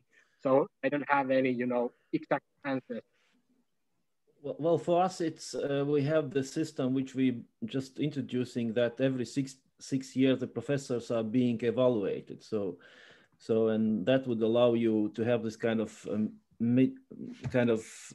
in between, let's say, having security on one hand, on the other hand, also having a little bit of stress. So every 6 years you will be reevaluated. I think this similar system they have in Estonia as well. Yeah. But thank you for the answer. Yeah. Yeah, thank you very much for this exchange. I think it was very useful. In terms of honor our program, and in order that we could do the following 2 sessions, I would say that let's stop the session of principle now. Please feel free to include any comment by writing if you wanted to say something, but there was no time. And my suggestion now is let's do a break of no more than 10 minutes, 8 to 10 minutes, so we can meet again at 12:06. And we are going to continue with the session 2 on progression models and process that will be moderated by Andre. And then the last session on staff categories moderated by Elias. So let's meet in 8-9 minutes. See you at 12:07. Thank you. Thank you, Diego. Mm-hmm.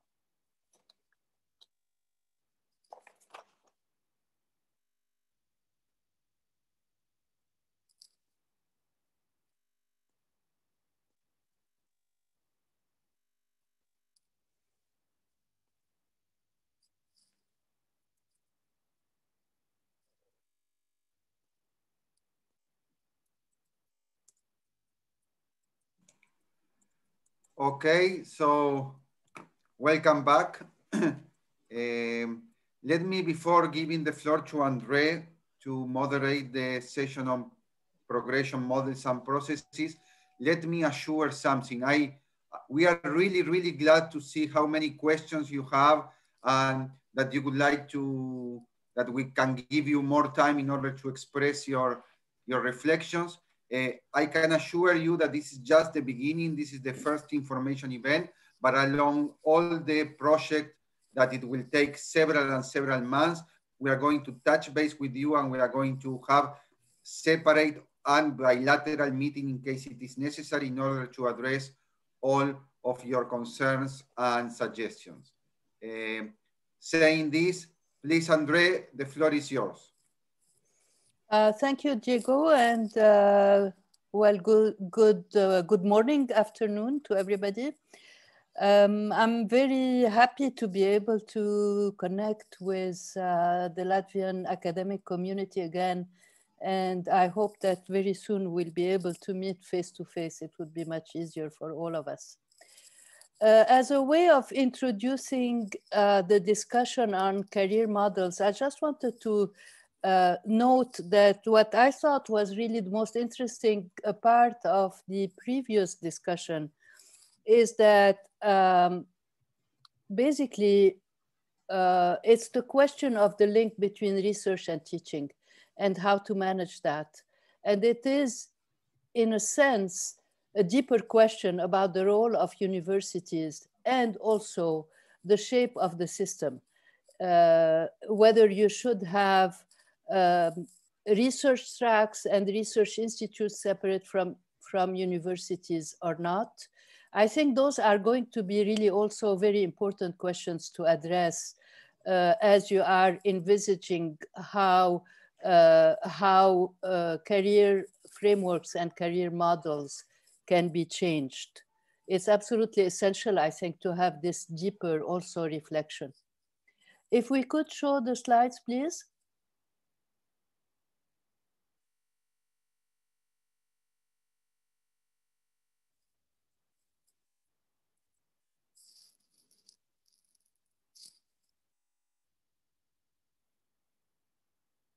'31. Yeah, thank you. Yes, please, the next one. So what we thought we would discuss with you now is about career models and in fact about tenure track, just to continue to build on Elias's presentation from this morning. And this is just a little bit of a refresher of what we have been talking about this morning. As you know, in about 50% of European countries, academic staff are civil servants, and therefore academic career frameworks are associated with the career systems within the public service system as a whole. And there are two main models in continental Europe about the civil service. One is the vacancy-based model, in which career advancement takes place through an application to vacant positions. And theoretically, this means that one can apply to any vacant position, or a promotion model, a career-based model, where promotion is achieved when internal requirements are met. Sometimes it's just a question of staying in a job for long enough. And one usually starts theoretically again at the first step. The tenure track is a combination of the two. And as we have seen, it has various variants, including in one country, such as Finland. So Elias showed that tenure track can be conceived in different ways in 3 different universities. And if we can go quickly through the next 3 slides, please. We saw how it is in Aalto University, which I think corresponds most closely to the American model. And then we have another example in the next slide from Eastern Finland University. And then in the next one, in Tampere University, again, different models. So the questions that I would like, the first question that I would like us to discuss is your experience and your definition of what is tenure track. You've been, I'm sure many of you have been exposed in other universities elsewhere in Europe to what people have called tenure. And it would be really interesting to hear some of those examples. And also, if you can comment on where you think are the best examples that you've seen elsewhere. So I open the floor to a discussion. Thank you, Andre. Please, to our counterparts in Latvia, please feel free to jump.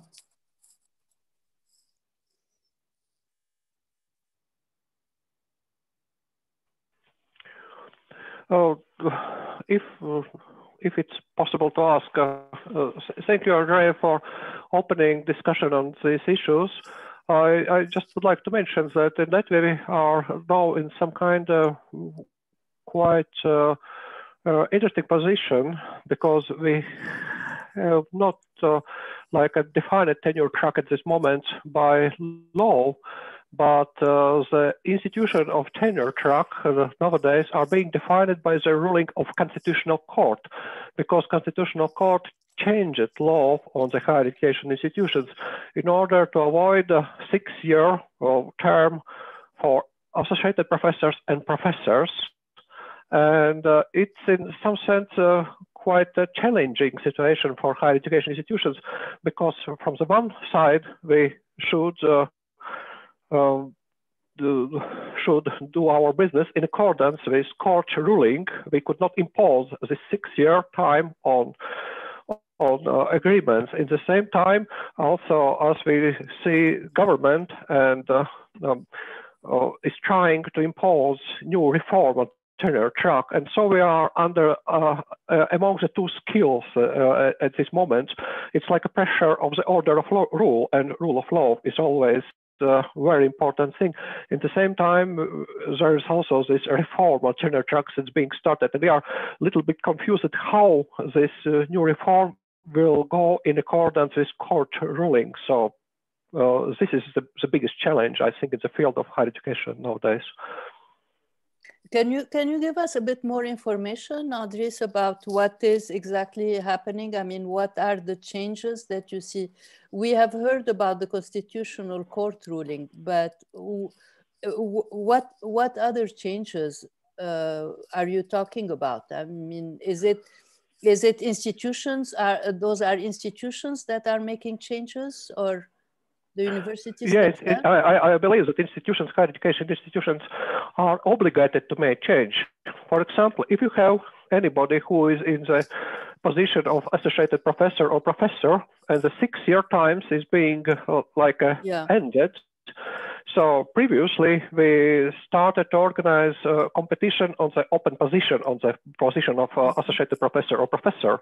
Nowadays, higher education institutions is being pressed in the situation that anybody who is in the position of associated professor or professor could stay on this ruling of Constitutional Court and said a 6-year term is unconstitutional because our rule of work defined 5-year terminated agreement like being possible in the field of working practice. And in such sense, like anybody who is in the position of associated professor or professor is actually like on the tenure track, because terminated agreement is unconstitutional. So several universities, for example, Latvian University and, for example, Art Academy, made decision that everybody who is on these associated professor or professor positions are nowadays being without this terminated agreements, but we imposed our own internal evaluation procedures, not like as people end their working paths, but like a beer competition and excellence in order. So we are imposed some kind of internal evaluation procedures, but without ending of career path, but in order to help to improve career path for academics. So I believe that many higher education institutions are implementing their own internal reform of academic staff now at this moment. Okay, so if I understand correctly, then competition is no longer possible after 6 years. And but at the same time, you're feeling pressure to be evaluating internally your staff and then proposing ways of improving, proposing them developmental activities. In fact. Yeah, thank you. You are quite right. Absolutely. Yeah, that's what I mean. Yeah. Right. Well, but I mean, you know, so in a sense, it is positive that you are now looking at development, but there must be a negative side to it, as at the same time that you are not able to. You don't have any probationary period when you are hiring somebody. You cannot hire them for a short trial period. Actually, that's something that I believe nowadays lawmakers are trying to implement in the law of their higher education institutions. Mm-hmm. They would amend for law in order to implement this first period like some kind of trial period for anybody who will be elected on the position of associated professor or professor. But of course, at this particular actual moment, there is no, in legal means, some kind of trial period at this moment. In this moment, we are under the ruling of constitutional court. Mm-hmm. Okay. Can I, Andre, jump in? Yeah. Really shortly here. So I think this is really interesting when it comes to Latvian career framework or the time before this ruling. So I think it was the only country in Europe, or maybe there was one country in addition to Latvia where you didn't have permanent positions at all. And this is quite interesting actually. And now you are saying that you are in a confusing situation while now you have the constitutional ruling that is kind of providing those permanent positions for the institutions. But just reflect into the Finnish situation again. So actually Finnish institutions, they have been in this confusing situation now for more than 10 years, because our legislation doesn't actually, it doesn't include anything about tenure track. It doesn't have trial times at all. And now also we are not actually dealing with constitutional court, but normal court rulings about those trial periods. And that is how organically our tenure track is developing. We get some resolutions from the court, and then it is developed within the institutional settings. And my recommendation, and also our recommendation when we were doing the evaluation, was that there should be some kind of a national framework to actually recognize a tenure track as a legal framework, or as a different kind of as a legal way of defining the contract. So I think it might be worth considering in the national level whether there should be also kind of a legal framework for this tenure track positions and also for these trial periods, because otherwise, well, the kind of long-term planning is really difficult. But this is just reflections from Finland. Thank you. Yeah, it's really a point. Well, and suppose that if we were to focus a little bit on this trial period, how long should it be in your view? And I'm talking, I mean, to the whole audience, not just to Andris, but everybody else. What should be a good probationary period in your view? And have you seen good examples elsewhere?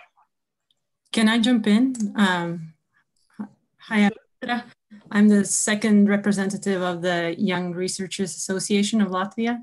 Yeah. And I have some experience from my PhD years in the US. I just wanted to say that I think as an association, and I myself too, we agreed that this three-step tenure track model with assistant, associate, and a full professor sounds quite good. We think in terms of years, from 3 to 6 years, there are people who are really quick at getting all the requirements done, and people who maybe need more time, and it's also specific for each each field. So it's hard to just say just 5 years. But then one more thing that I would like to add is based on my experience, and also I think my colleagues also agree on that once you have this full permanent position as a professor, there still should be some basic requirements that you need to fulfill. I myself had this experience at my university in the US, where we had a professor who at the end of his career just didn't want to do any research, any teaching, any service, any administrative service.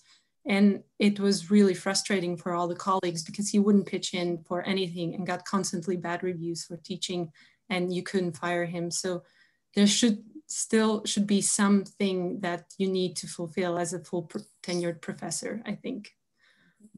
Thank you. Thank you very much for this. Any reactions to this proposal? So it's a three-step proposal like in the US, 3 to 6 years probation or trial period, depending on the field. And once the professor reaches a professor level, permanent level, they should still meet some requirements.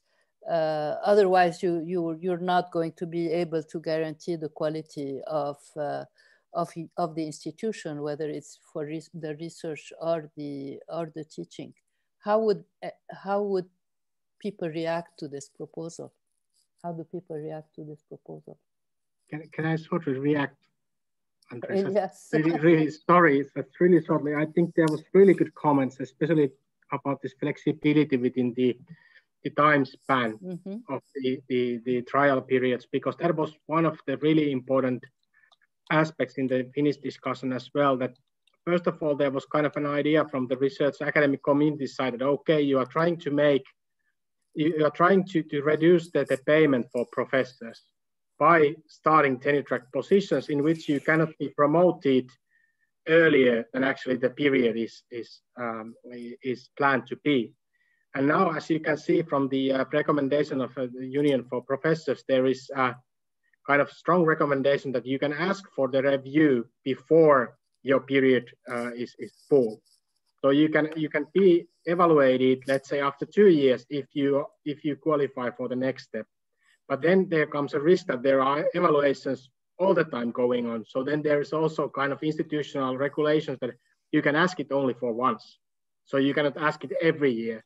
So it's either after your full period or then you can ask it for once. So this is really an important question. Another really short reaction to this performance evaluation of full professors. Now the question is whether it should be part of the tenure track system or whether it should be part of normal managerial practices. Yeah. That as an employer, university can expect something also from the full professors.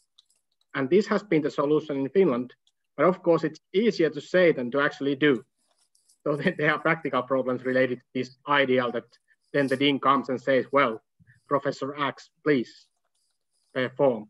So there are problems associated to that, but it's a question whether it should be part of normal management or part of a career system.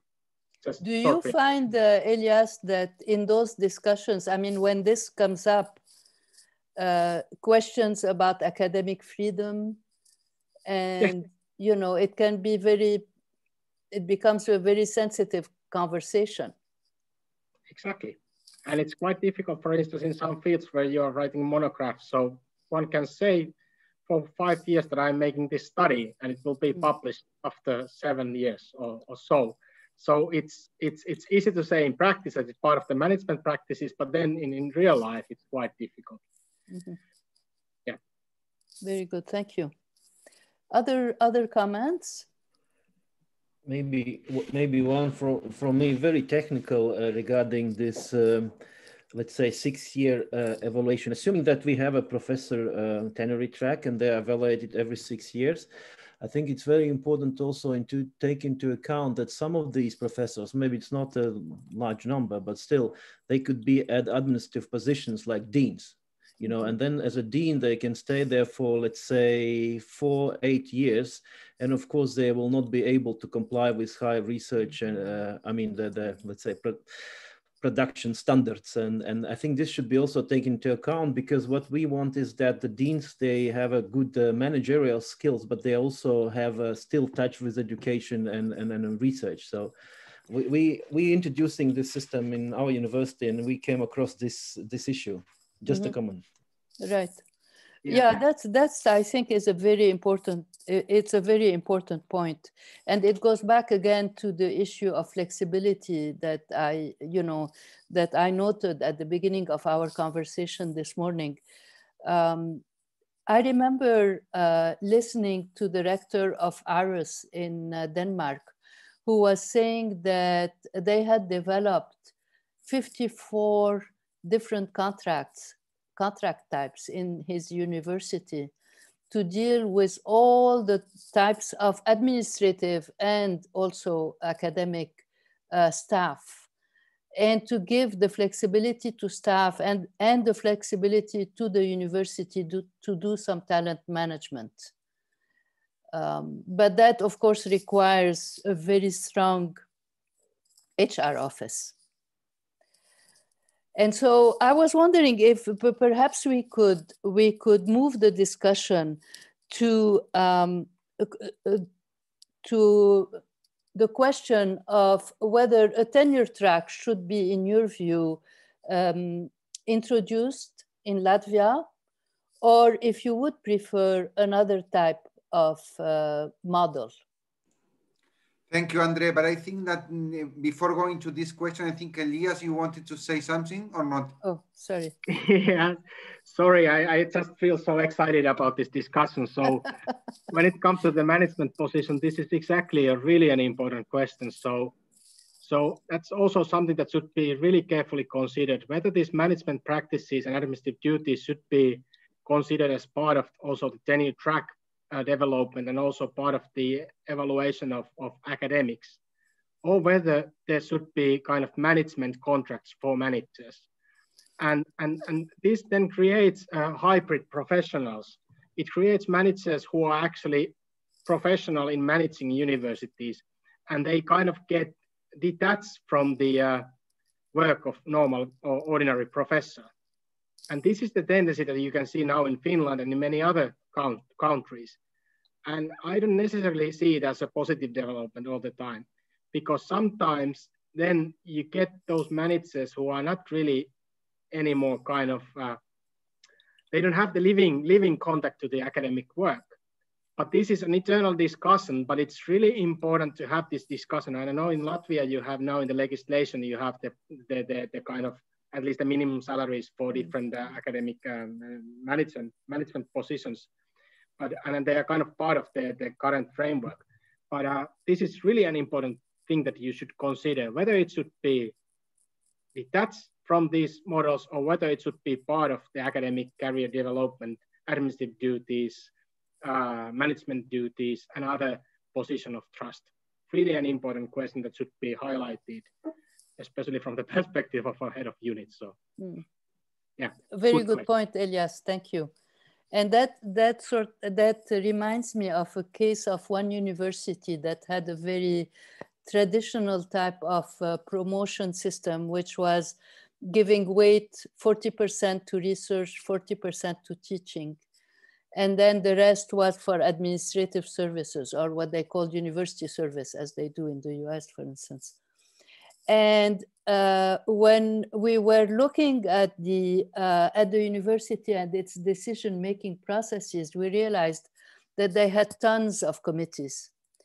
And when we asked them questions about why so many committees, they said they thought it was precisely because of the stress in the promotion process on administrative service, that everybody wanted to be on committees. So, you know, they would create lots of committees and stay on them just so that they can show that they are doing university service. So I suppose every policy has its downside. Yes. Okay, well, you know, then I asked a question earlier, which is, should tenure track be established in Latvia? Do you have any views on that? Or would you prefer to see other types of models?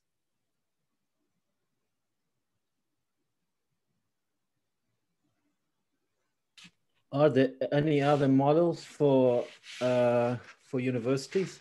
I don't know. I'm not sure. Of course, the system what we are having now is that you know, you have to compete every day for new project. I think it has also advantage on one hand because it keeps you, you know, fit, so to say, but then it has a drawback because you, I mean, as a professor, have I think objective difficulties to look into the long-term research and long-term commitments, which creates a situation that, let's say, promoting high-level research, I mean, long-term research is a challenge. So I think that, as we discussed earlier, they still need a balance. I don't know, it's 70 or 30%, but I think this is important to have some balance. But there is also need to have these permanent positions, at least at some degree, to promote exactly this. So the professors, they have more time to look into the long-term research and also to commit themselves more to education. Because if you are a professor and you apply for the project all the time, then of course your, let's say, attention towards teaching is very different. Right. If you are, as a professor, are asked to give lectures, and this is within your contract, then this would allow to link good research with university students, and in this way to do what university is supposed to do. So my opinion is that I mean, there should be some balance, as Elias was mentioning. I don't know percentage-wise what is the balance, but there should be some permanent and some, let's say, competition-based positions. That's right. My personal opinion. Yeah, and that also evokes the notion of funding, research funding, and different kind of schemes for research funding, so that you could have blue sky research and, you know, more what you call long-term research. Agrita, did you want to say something? You have your hands up. Yeah. Thank you, Andrea. Oh, I'm it's absolutely Andres. sure Okay, that. Andres. Yes. Okay. Oh, yeah. Yeah. Absolutely sure that we really need some tenure track model in Latvia, and at the same time we also need some flexibility in order to develop the best and most excellent academic staff. And the one particular aspect tenure track that should be mentioned, it's also absolutely interconnected with the notion of academic freedom, because academic staff should feel secure herself or himself to develop and express the sometimes most extraordinary ideas, but you know, freedom of ideas is core of development of higher education system and the system of knowledge in society. So I really believe in the necessity of tenure track in the higher education institutions. Okay. Do you see other reasons for establishing tenure track besides the very important one that you mentioned, to ensure academic freedom?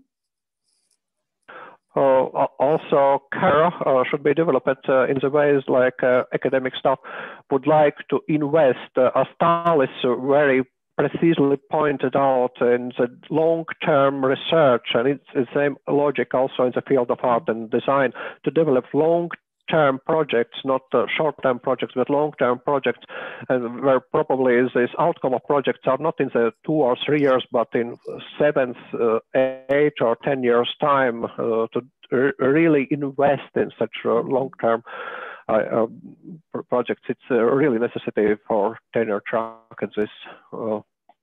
Thank you. Brigitta, do you have things in the chat for us? Yes, yes. I have Agrita with raised hand. Agrita. Yes, well, nice to see and hear everybody. Very nice to see you. Yes, you know, I'm at the side where I kind of question whether we need the tenure track or not, and I think I can honestly say that I can see the value of this exercise for us if and only if we focus on development of excellence in our system. And we put the research at the heart of the tenure track.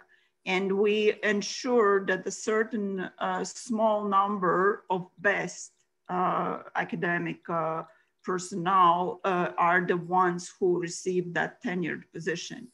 So then I see that we really have a chance of renewing our core academic community.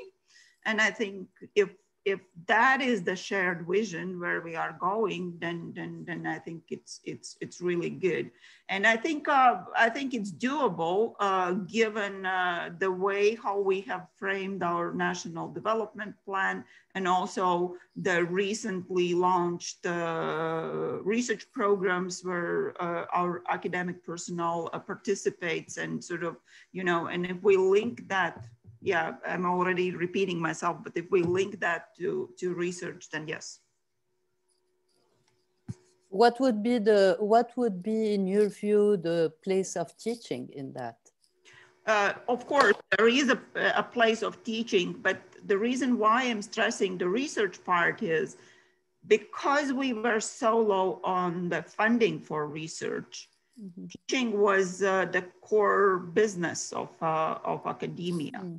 And, you know, so we are kind of starting from different position as probably many countries elsewhere. It's not that we are short in teachers, it's we are short in research skills. So it's a question of rebalancing. Yes, I would say so. But first of all, it's a question of excellence. Yes. Elias wanted to say something. Thank you, Elias. Yeah, thank you. Really good comments, and I think that's one of the most important things that needs to be really discussed in details. What will be the volume of the whole exercise, and what will be the share of those who will have the tenure track positions, or whether it will be the only way of professorship. But when it comes to this research, kind of really like research-oriented tenure track positions, so at least two things should be taken into account. So if there is no kind of continuous increasing of funding, so it means that those persons with the research, profiling research positions will end up to be full professors, and they will then carry out also the task for teaching as the full professor. So they will drop somewhere. There needs to be place for those persons. And then another thing that needs to be taken into account is that once you employ a person to be an assistant professor in the first step of tenure track, and it's highly research-based, so then probably he has a narrow vision. He is looking only to the associate professorship and professorship, and forgets often what is happening around him or her. So the teaching activities, management duties, administrative issues, work well-being, and those things, community issues.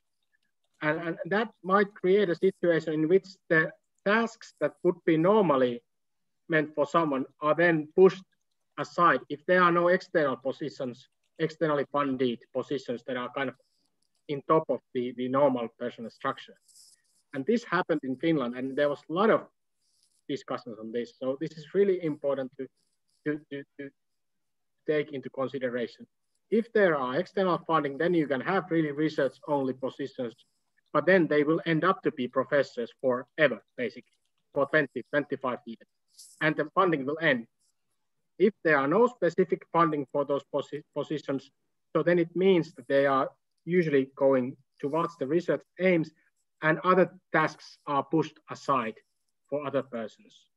And these are kind of two phenomena that needs to be taken into account.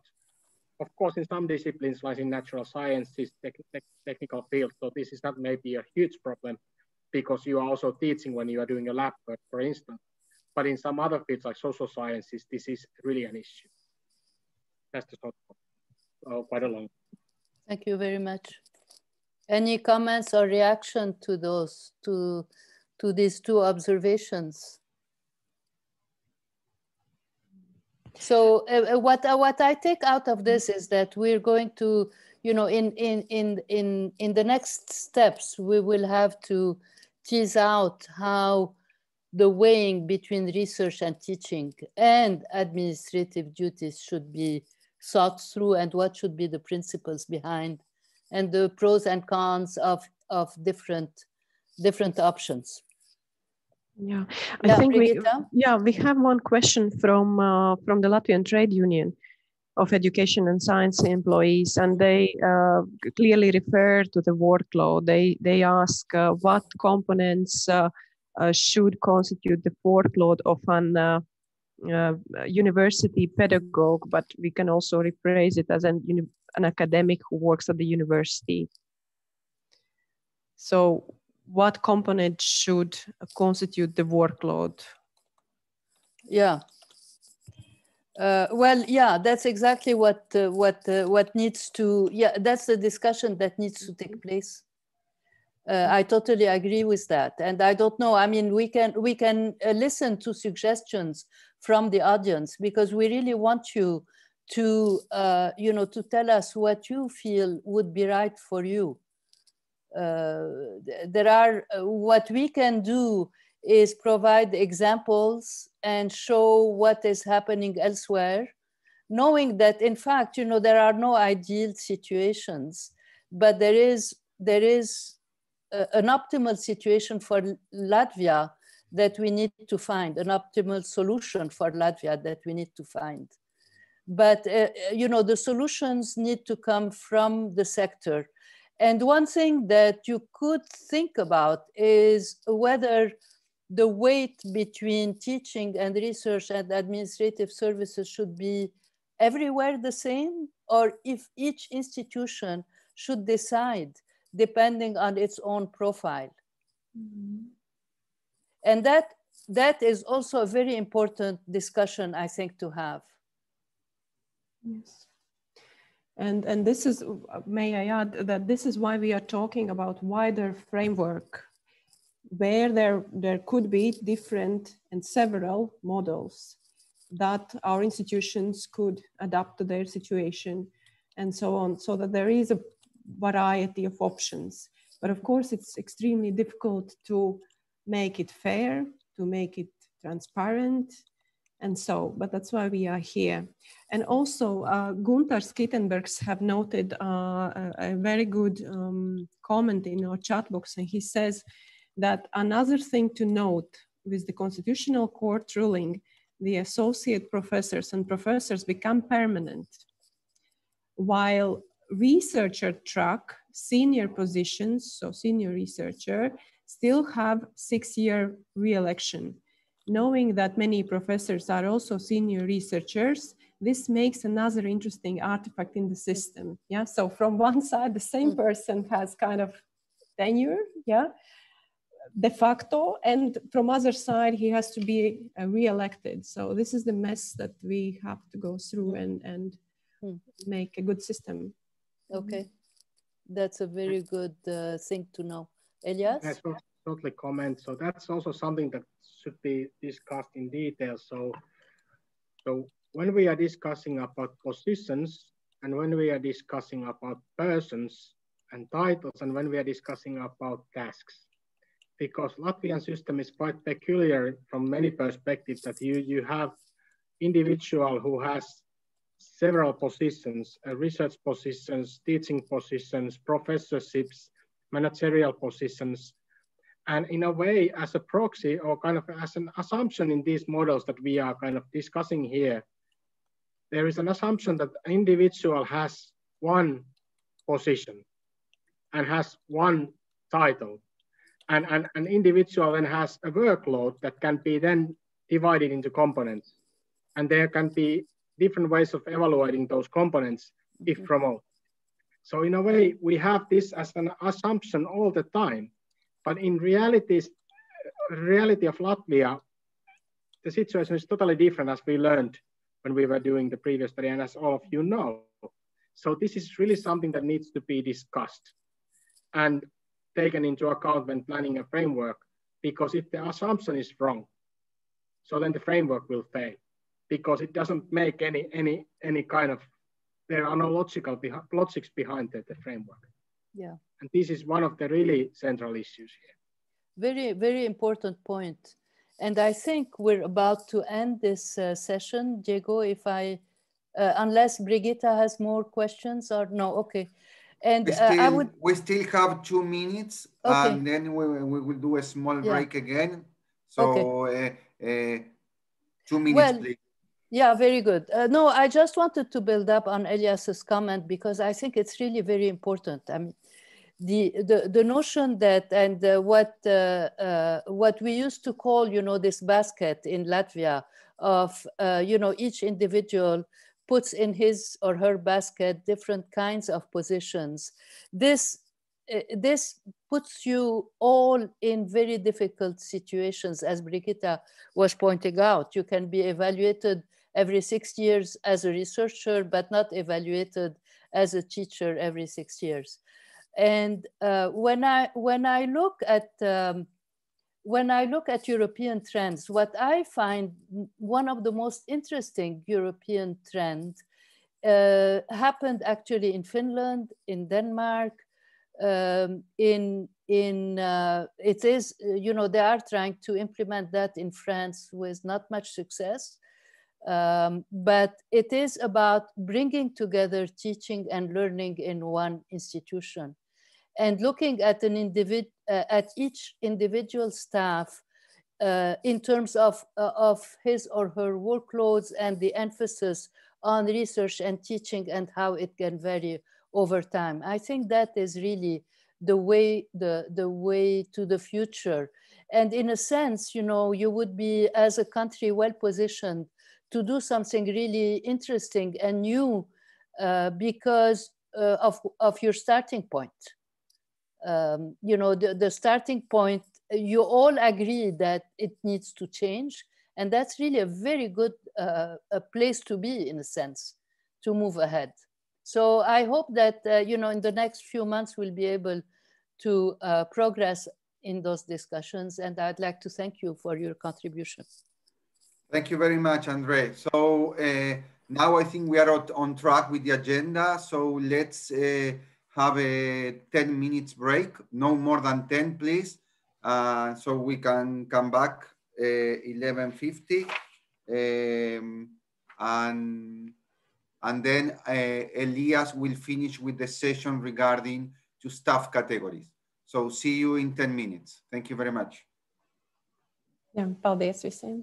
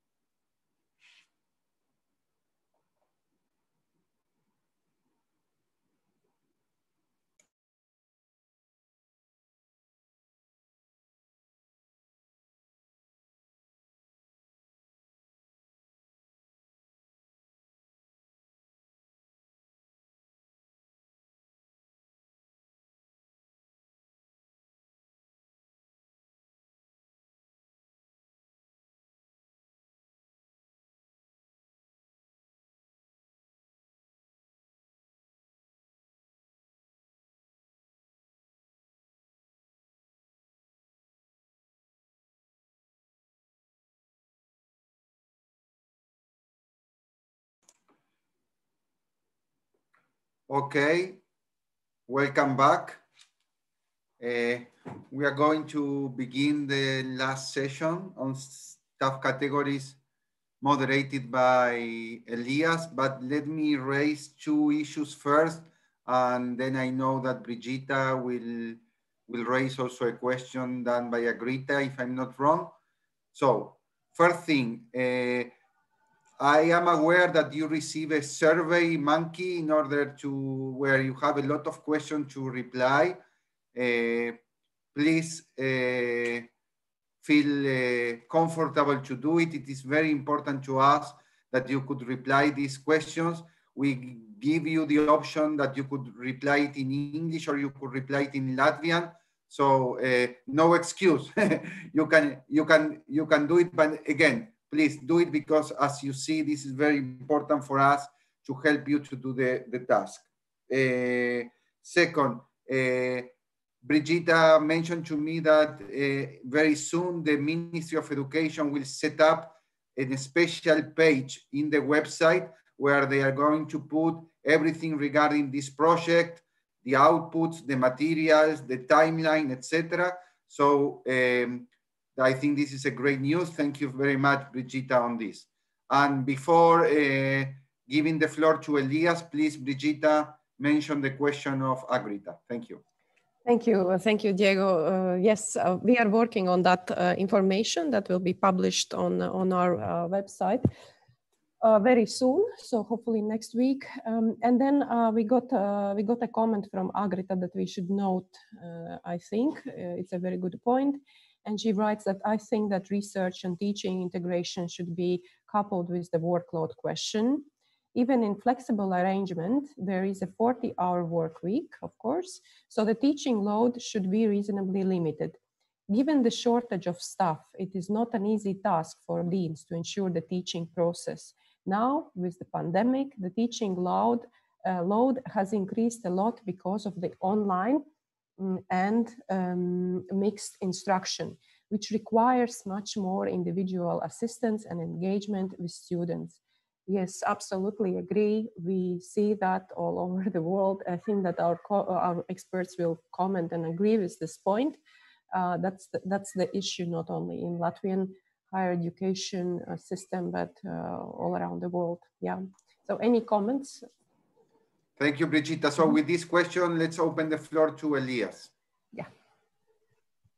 Okay, thank you. So maybe I can first try to comment on the question. So really a good question, and let's start with these exceptional times, this crisis. So this is something that I have no answers for that. So maybe in the future that the work that we are now doing is going to help us when we have more digitalized solutions.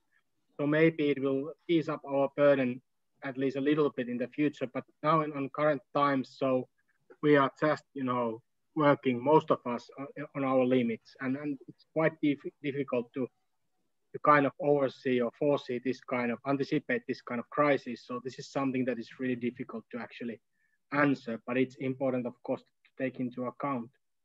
When it comes to this work week and the load, 40 hours workload per week, and the division between the research and teaching duties, as Andre said, so that's an institutional balancing activity, and there needs to be different kind of flexible solutions.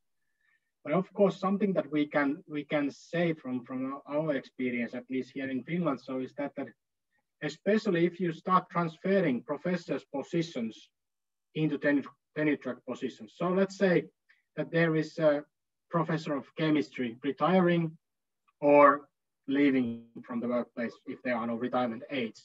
So, and then you employ a new one as an assistant professor that should be then start building his career or her career from assistant to associate to professor.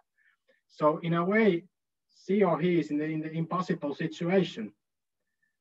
He or she needs to be qualified to be a professor and take all of the roles and responsibilities of a professor without experience of a professor. So start from the scratch and at the same time qualify. And this has been a huge issue in Finland. So basically you need to have units that are big enough to actually overcome these issues. And even if you have big units, so it might be really difficult if you have small disciplines to actually replace a professor's position with a tenure track position. You need to have really good financial planning to overcome kind of these transition periods, that you can have an assistant professor working a little bit, or let's say five years at the same time when the professor is kind of shifting to retirement. So this is really a difficult task actually to deal with. But yeah, these are my first reflections to the question. Margarita, was it even close what you were thinking about, or you're laughing? So probably I answered the wrong question, but anyhow, I answered the question. Okay, let's continue. And maybe it seems yes. It seems yes. Yeah. We can continue. We can get back to this question also after this or during this session. Okay, but let's go to the slides then and start moderating the first or last session. In a way, first session about the model as such.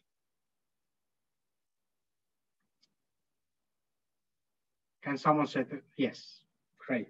The slide number 37.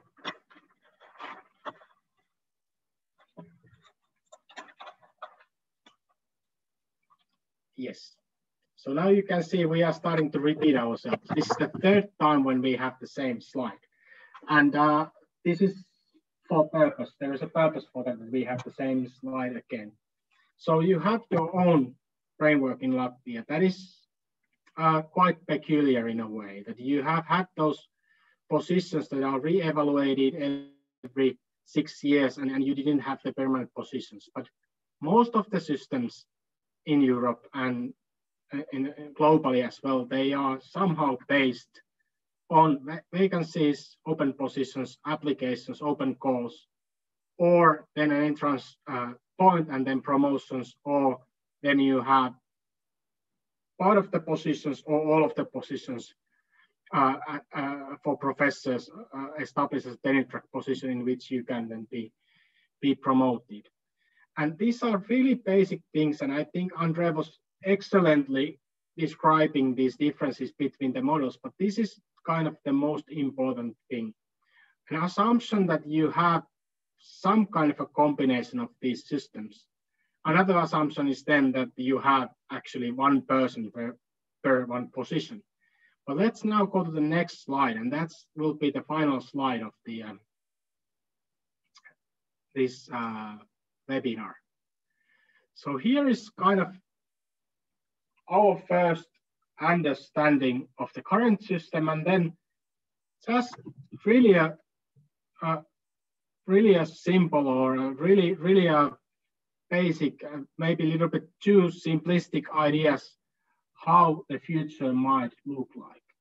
So we are basing this idea on this European four-stage career model that was also in the previous slide. So there are 4 types of positions. There are junior positions, there are postdoctoral positions, there are independent researchers positions, and then there are leading academic positions. And this is becoming kind of a, not maybe a rule, but kind of a typical way of defining different positions. And also some of the European funding instruments are following this 4 stages of researchers' career. And it's also applied in research institutions in some of the countries, and also for the teaching-oriented positions. So this is just a way of kind of putting these positions into 4 different steps. And here we have now also then highlighted your current titles, and be free to comment and be free to kind of stop me and add something if we have misunderstood something. But here is our reading of the current position, current titles. So you have junior positions, there are research assistants and assistants, and then there are PhD stipendiates or PhD scholarship holders doing junior work, usually not holding a PhD, but working towards the PhD with research or teaching duties, sometimes doing the PhD research aside, or sometimes more full time. Then there are these postdoctoral positions, docent position, researcher's position, and then postdocs in some cases. And then the lecturer's position is somewhere in between of these two. You may have lecturers with qualifications or without qualifications, if we have understood it correctly. Then there are independent positions, associate professor's position, and senior researchers, as it was quite nicely added by some of you, that actually these are kind of positions on the same level, but they have different basic assumptions. Associate professorship being now permanent position because of the constitutional ruling, and senior researcher being evaluated every 6th year. And then there are professor's positions.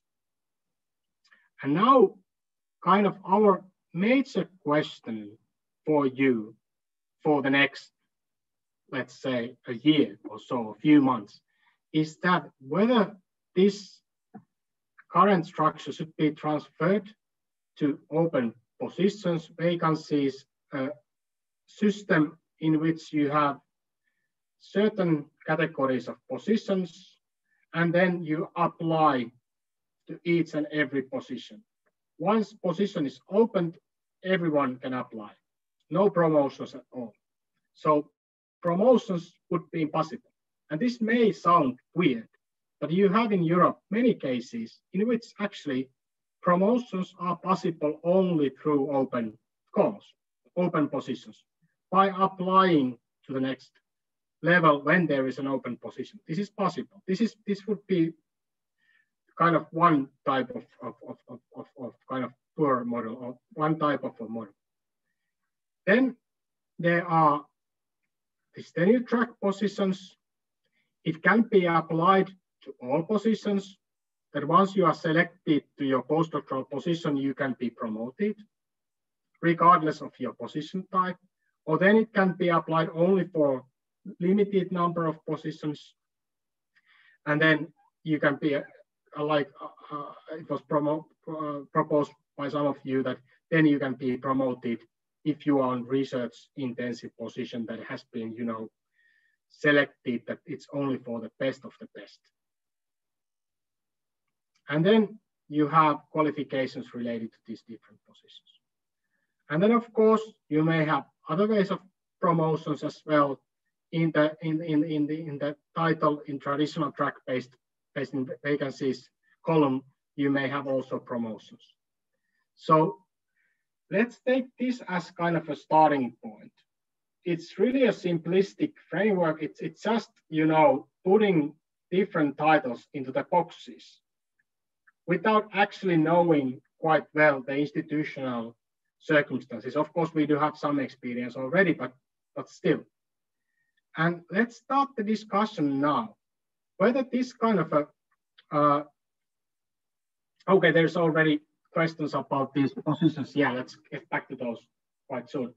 So whether this kind of a framework should be applied to the board of the sectors, meaning universities and research institutes, and whether there should be two different sets of titles. Let's say lecturers and researchers, professors and research professors, or whether there should be only one set of titles. And how you see the integration of this framework. And as I told you earlier, in Finland, that was the basic idea, that you can then compare the different titles. The framework was used to compare titles in different sectors, but actually it failed. But whether you see it important that you have this kind of a framework combining these two sectors, and if you see it important, do you think that there should be two sets of titles and positions, or whether it would be enough to have just one type of titles to both of the sectors? And now you have different legislation, so this might be quite difficult to actually start discussing, but let's start the discussion from here. Any reflections about the integration and the overall applicability of this kind of framework for higher education and then for research institutions. Thank you, Elias. So the floor is open for anyone who would like to do questions. We already have a comment in our chat box that in current Latvian system, researcher is often in the first career step, and then docent is rather R3, research steps 3, and postdoc is normally a lecturer. So meaning, after you get your PhD, you work as a lecturer. Which it is in some cases, but in many cases, no, you are a docent then. Any comments about this? Yes, I can add. Because for lecturer, you don't need PhD degree, but for docent, you need it. And this is a very important difference if you describe current Latvian system.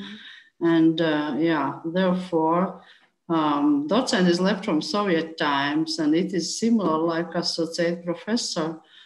But okay, there was no intention to delete this position because for docents, normally universities pay the same lower salary for the same job like for associate professor. That means there is, I see here indeed a problem with this position. It might be maybe cancelled or renamed as associate professor, but normally docents are doing the same job like associate professors. They have PhD degree, they have this experience, they have PhD students, etc., etc. So I think it is rather the independent third row here in the current system. And in the next column, there are just ideas what those positions could be called in English in future, but this is just based on some international examples. So whether the docent would be then postdoctoral research or something else. So that's really a good question. Elias, I have a question regarding this assistant professor, not associate. I think Gita meant assistant professor, not associated. This is two different categories. So what does assistant, I mean, in general, it's just a naming, because you can, sometimes we name docent assistant professor when you have to write on your business cards, right? Because not everyone understands what docent means. So in assistant professor case, so what is the difference between associated and an assistant as you see it? I mean, a question to Elias. This is really good question, and this comes to the translation issue, and it has been also really a huge discussion in the Finnish case. So assistant professor in this table, so it means the first step of tenure track position with the kind of promise that you can be promoted if you qualify to associate professor and then to professor. An associate professor is quite often it's permanent position already in many systems, not in all of the systems, but in many systems. So it's a tenured position already. An assistant professor is a position that comes often after your postdoc actually. And then it's the first position from which you can then be tenured. And this is really also something that you should really carefully consider, because if you have this translation from docent already to assistant professor, so how to make this distinction between assistant professors if you would have a tenure track and then docents in English. And in Finland, it ended up without national framework and translations, it ended up in the wild situation where you have different kind of translation and different kind of names in English and Finnish, and it's a mess. So in a way, as I see it, but maybe it's just too ideal or optimistic, I would like to see a kind of a model in which you have national loose framework for different positions and then the translation of those positions in the English. So, but you see now the difference.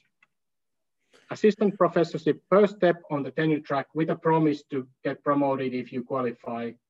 A docent could be a position that doesn't have this promise to be, or postdoctoral researcher or lecturer. So there is a difference. And now for you, it's quite difficult actually to make this distinction because you have had those 6-year evaluations and you didn't have the permanent positions like in most of the countries.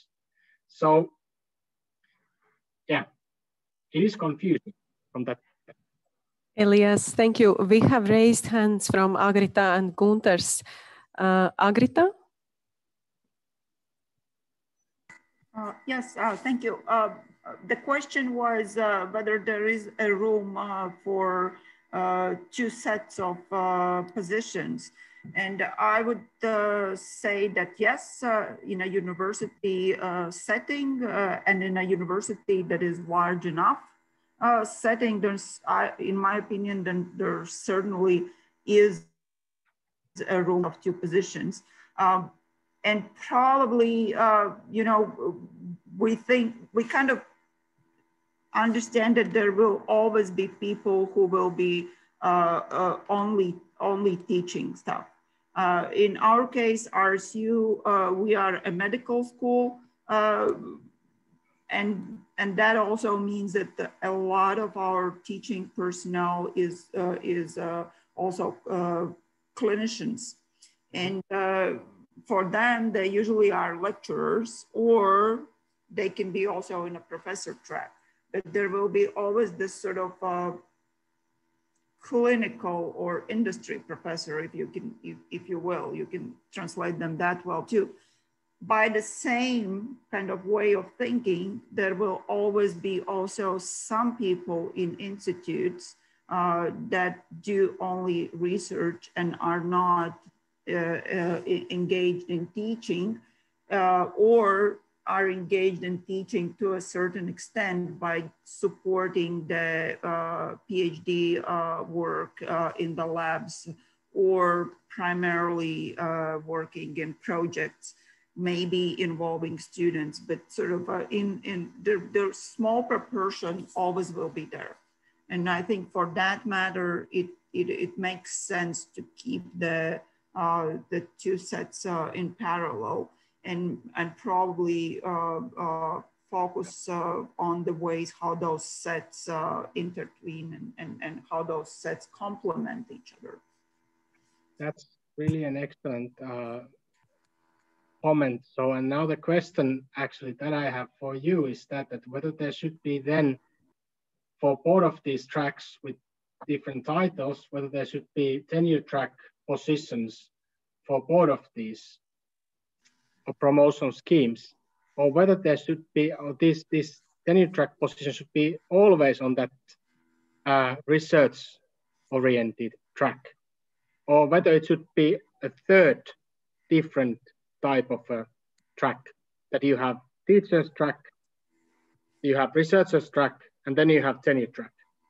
Because all of these are possible. You have countries in which you have different types of tracks, or then you always have kind of the tenure track as part of those tracks.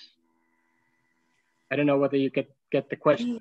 Yes, and first thing that comes in mind, there is this discussion about establishing core facilities in research, meaning that there is this research infrastructure in which there are people who sort of know that infrastructure and can provide that service that comes with this infrastructure. And those would be the ones that are those permanent positions. Whether that should be called, you know, tenure track, I don't know, but certainly those are permanent positions that cannot be sort of supported on this rolling schedule of projects. And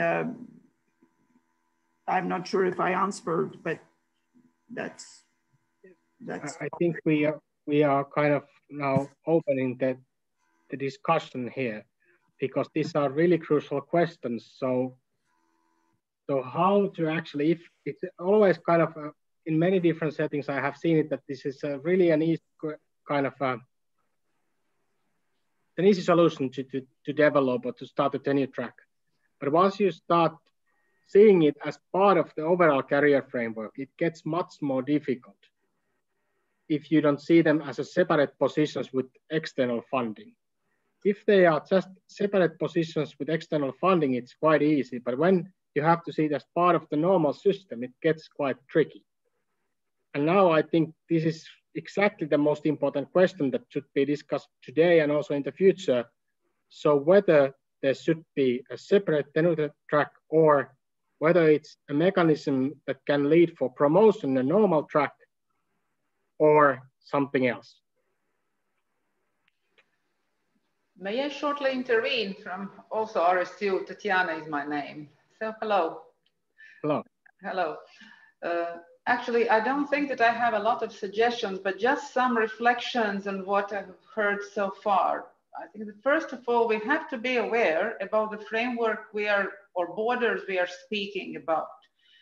Latvia is really a small country, and human resources are unfortunately limited. Of course, we are talking about international scope and we should move towards this direction. But first and foremost, we have to think about our own young generation to promote, to involve them in academic career and promote this academic career. Therefore, by saying this, I just want to say that I don't think that we have to fragment or separate different kinds of tasks and give a lot of different names in these stages of career. If I may just, I myself started my academic career in 1983 as PhD student, and in 2002 I was first promoted or elected as professor. So it took almost 20 years. If we are in this project talking about the attractiveness of the profession, it means that most probably we want to shorten this but in line with hiring, not hiring, but we want to make these duties and fulfillment of these duties in an excellent level. Yeah, and therefore I think that if we talk about tenure, as my understanding goes, tenure is like, like a reward at the peak of the career. For instance, I am 48, I'm 50, and I'm full of, I've got good results and outputs, and therefore I get this promotion to tenure track. Then I find this attractive. This is how I see this project and maybe some result. Therefore, I don't think that we have to separate and divide very different stages. Of course, there is always a basic question whether the faculty at the universities are research-oriented or teaching-oriented. There will be differences, but the requirements should be as high for both these positions. Yeah, thank you. But it's really very enjoyable to take part in this discussion and to learn more. Thank you very much. Thank you. I would like to give floor to Gunters, who is waiting with his hand raised, and then maybe we can answer these comments in a consolidated way. Please. Yep. Hello again. We had a discussion in the Association of Latvian Young Scientists about these things, and maybe I want to share a bit what we came up with. The conclusions on our side were a bit different from what Agrita was proposing, so that's why it might be interesting to see it from a different perspective. So we definitely saw that it's the most important that we go for these full-time positions that eventually make some kind of a ladder, call it either a tenure track or a promotion system or something. It's maybe not as essential that they are mostly full-time positions and with some perspective and expectations. So we thought that it's impossible to have only teaching full-time positions, because then that personnel will be overwhelmed with teaching duties. And on the other hand, the research kind of keeps the person up to date. So we thought that for every teaching person, there should be some up-to-date part, which normally would be research. Therefore, these full-time positions would be a bit of teaching and more of research. The exceptions from this could be for those people that come from what you can call industry, either it's a medical sector or some courts or maybe libraries or something else. There are different examples where you can have professionals that are could be very good academic stuff on the teaching part, because they do daily stuff on the things that are essential in these directions. But yeah, otherwise we thought that the priorities for those positions that have teaching and research, and if there is enough of funding inside the system, then we could have also research only positions, but this could be a single track, and then you can call it assistant professor and research-based assistant professor, and then associate and full professor. So these were our ideas. And my question would be, maybe as you know the systems much better, is there any country where you have only this single track system with no division between teaching aligned and research aligned positions? So for sure there are systems in which you have only one set of titles, but then usually you do the division within the individual contracts. And I think this is really an important discussion, because as an assumption, as discussed already earlier, so there is kind of an idea that there would be full-time positions. And once a person applies for a project, so there is no need for new title or new position, but it's just kind of agreed on an annual working time discussions that, okay, you will be doing this project with the same salary, no additional salary. That also comes then to the package. So you will be doing this work for 20% of your kind of annual working time. And this is kind of the overall assumption behind of these different types of a model, that you have annual working hours, let's say 1,600 hours or something like that. And then you will be assigned with different tasks. Sometimes there are more research, sometimes there are more teaching, and then if there are promotion letters, so then this is also kind of applied according to your workloads and according to your design tasks. So in ideal work, it would function like this, but in practice, usually the evaluation is done based on your research merits, even though you would be doing a lot of teaching. And that's, of course, maybe a model that someone wouldn't like to, if starting from scratch, to develop, that you have research only merits, and then you have positions that are teaching, almost only teaching positions. So that's a little bit unfair. But this is really an important question now, this full-time or part-time, whether it should be kind of a starting point that you have full-time positions, and in the departments, there will be a discussions about assignments of the tasks. And that makes kind of the different game board for you, if I can say in that way. That's really an important thing. Then another thing is this, it's quite nicely put within the first comment about tenure as a reward in the end of the career ladder. And that's something that it's somehow, for many of us, it's kind of, we take that as a granted, that tenure is something that is in the end of the career ladder. That's the permanent position, it's a reward. But for instance, in Estonia, if I have understood correctly, their system, all of those persons who are on the tenure track, that is mostly a promotion scheme, are already in the permanent positions. So they do not have fixed term positions at all. So this is something that we take for granted, that it should be, as a final step, there should be, or as an associate professor or professor, that should be a reward, but in some systems, that's not the case. So there are also variations. So that's quite interesting, but this is something that should be also defined and highlighted in the model.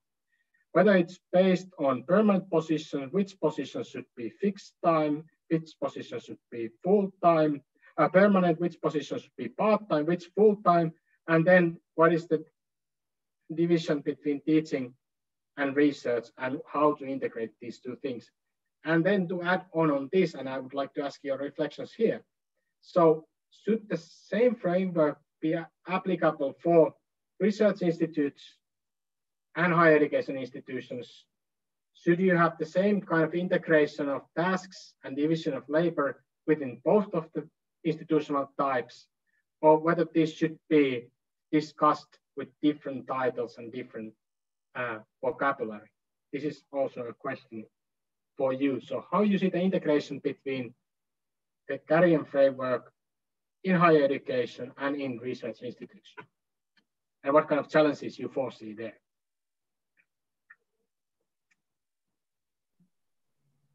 May I just add? to discussion. I think from university perspective, I think the principle that you have so many positions, like you are researcher, assistant, maybe even docent, I think this is not a good idea. So the way you propose here is really simplify and try to merge research with teaching. And I think this is, at least for universities, as I see it, it's the right way to go. Of course, how you call it, it's kind of a bit semantic. I mean, it's what do you mean by professor? Is it the professor the person who is doing only research, or is a professor who is doing both? And so it depends what do we mean by that. But I think that title assistant professor, which basically implies that you are supporting research, you are not professor per se, but you are supporting research. It kind of goes in the right way, because it's what university is supposed to do. I mean, they should base the teaching on the research output. So again, I think it's from university perspective, I think the way to simplify the system to make it as a single contract, as it was mentioned before. And then, of course, at some point, you have a probability to get the tenure track. So you get a long-term contract showing that your performance before was really relevant for university. And it's an open call, of course. So you consider that there should be separate tenure track positions, and it's not attached to all of the positions? No, I think it's, well, I think that we have to then clarify what do we mean by tenure track. This is the long-term contract. That's it, isn't it? What else it is? I mean, and then as you said, so you are not able, if you are getting this tenure track, you are not able to take money directly from the contract. So you have your salary, okay? But you still are supposed to deliver, both in terms of funding, you have to attract money, you have your teaching load, and you have your administrative responsibilities. And that's what are basically these criteria which are being used to evaluate you every 6 or 5 years.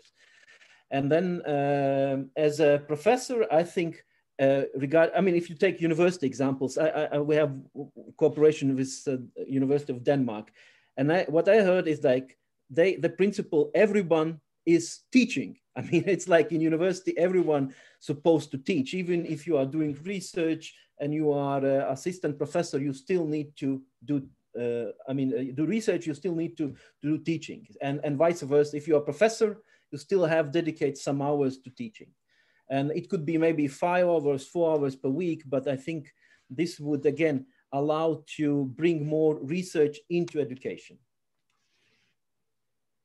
Yeah, so basically, your model would be that if we talk about those shares, so you would have 50, let's say, without any importance of the numbers, but 50% of those who are on the tenure track, so to say, and 50% of those who can still collect different contracts, different positions.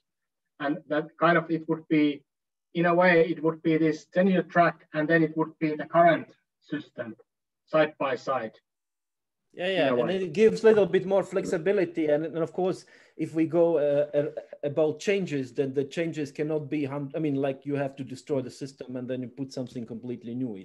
There's a big probability of failure. So it's better if you have some kind of, let's say, the period when you you kind of merging the existing system with the new system. And for that, maybe you have these two kind of approaches, that you have this contract-based professor and the tenure-based professor. Yeah, so you could have both of the systems also in the leading level.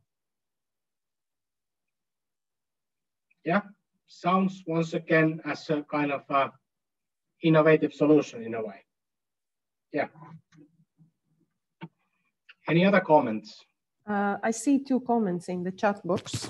Yeah, in the chat box, 2 comments from Agrita and Gunters, and they say that the framework should be the same for research institutions and the higher education institutions, not to drive the 2 research track and teaching track apart. Yeah, so the one framework, and Gunters is also supporting this view. He says that there are already many professors that do the main research activity in research institutions, and research institutions are an additional source of high-level academics. Therefore, the framework should be the same.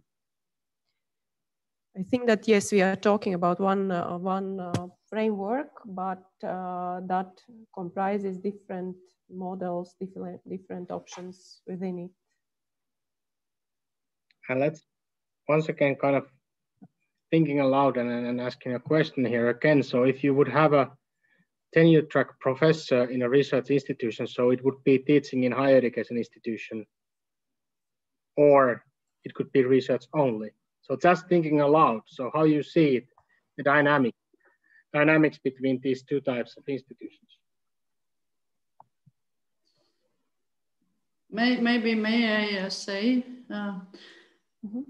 Right now, these systems are separate. That means that there exist in Latvia research institutes. They don't teach in general. They don't have students, or maybe only some PhD students from the universities. And of course, they do not have possibility to be a professor because they don't have rights to teach or to have study programs. Therefore, I think it should be discussed how we see the future of these institutes and this research staff in these institutes. There should be some transition period because right now they are separate like state research institutes, and it's not possible to say you are no professor there. Yeah, that's kind of an important comment. And then there's also kind of even more abstract question whether both sectors should have all of the steps, so to say, that you can have PhD students, for instance, in both of the institutional types and the professors in both of the institutional types after the transition period, or whether only some parts of the framework are applicable to some institutions and the others to other institutions. I think both are kind of visions that can be done. So that's also kind of a question. And maybe the dual employment is also an option. And I think there are some examples when the professor is, one person is a professor at university and he still works for the research institute. And then it's it's of course the question is the contracts and which is kind of tricky part, but I think that really, as it was mentioned, that there's a lot of good research in institutes, and we need really this knowledge so they can be this, that the research knowledge could be brought to the universities, to students. I think we are too small country just to do, just research or just do teaching. I mean, but really not. Yeah. Yeah. Oh, sorry. Yeah. I didn't mean to interrupt. Sorry.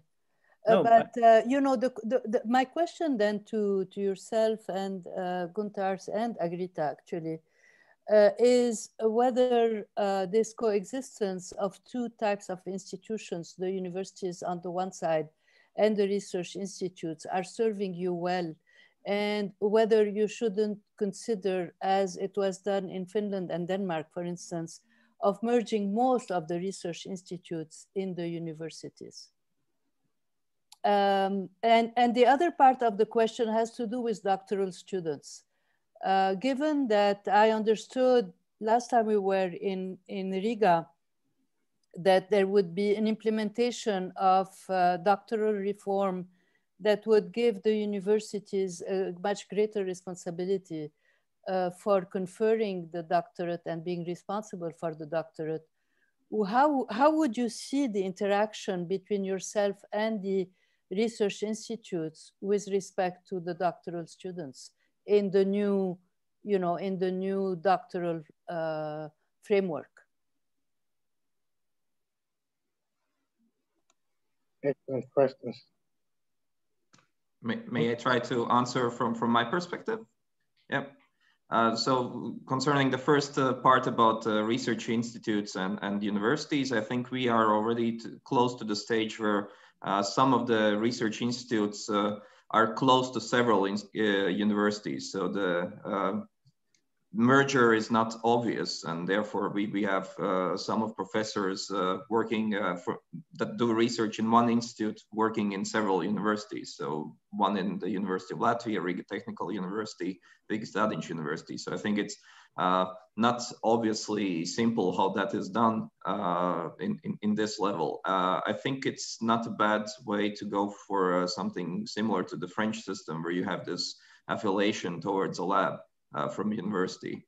I guess Andre will correct me then, but I know that there are in CNRS labs, you have sometimes professors from several institutions, but okay. It's true, but they have been trying for 40 years to get rid of all these divisions without succeeding. You know, this was my passing comment.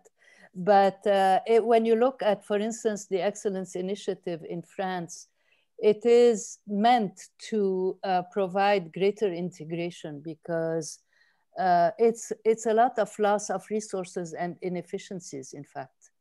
Sure. But I think especially for the largest research institutes, it's really not simple. Then it's more of the question of splitting them up, which I think is the worst thing to do in general.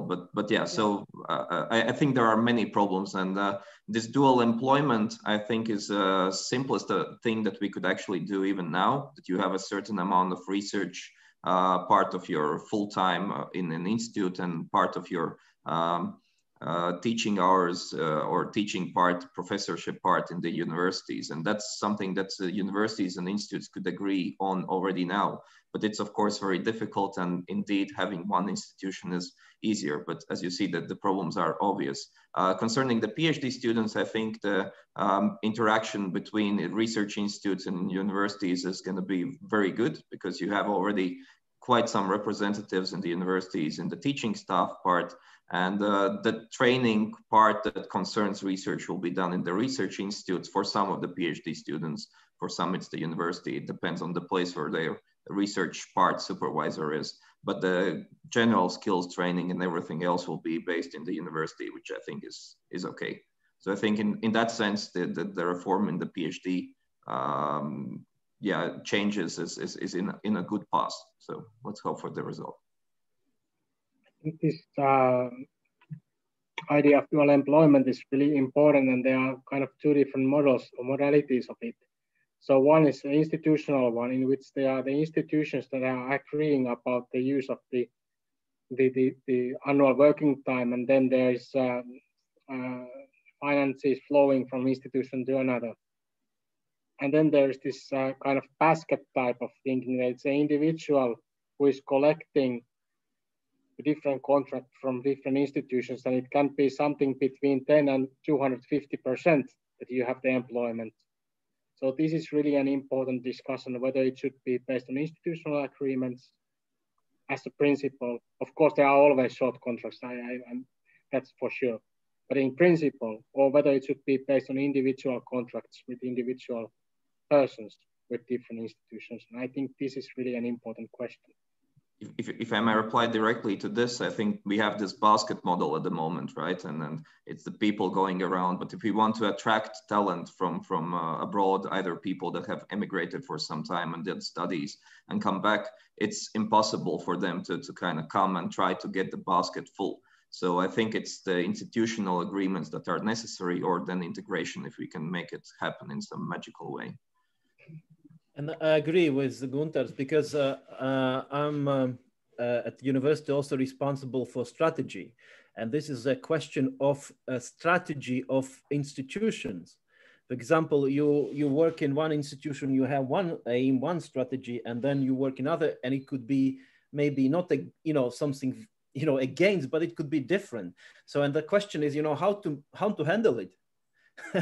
So how do you handle that the person works in two institutions with different strategies, with different priorities and the ways you evaluate their performance? So I think we are where we are, but this is I'm talking about this basket approach. This is one of the problems from managerial point of view, to employ, for example, person in several institutions, and they might even compete.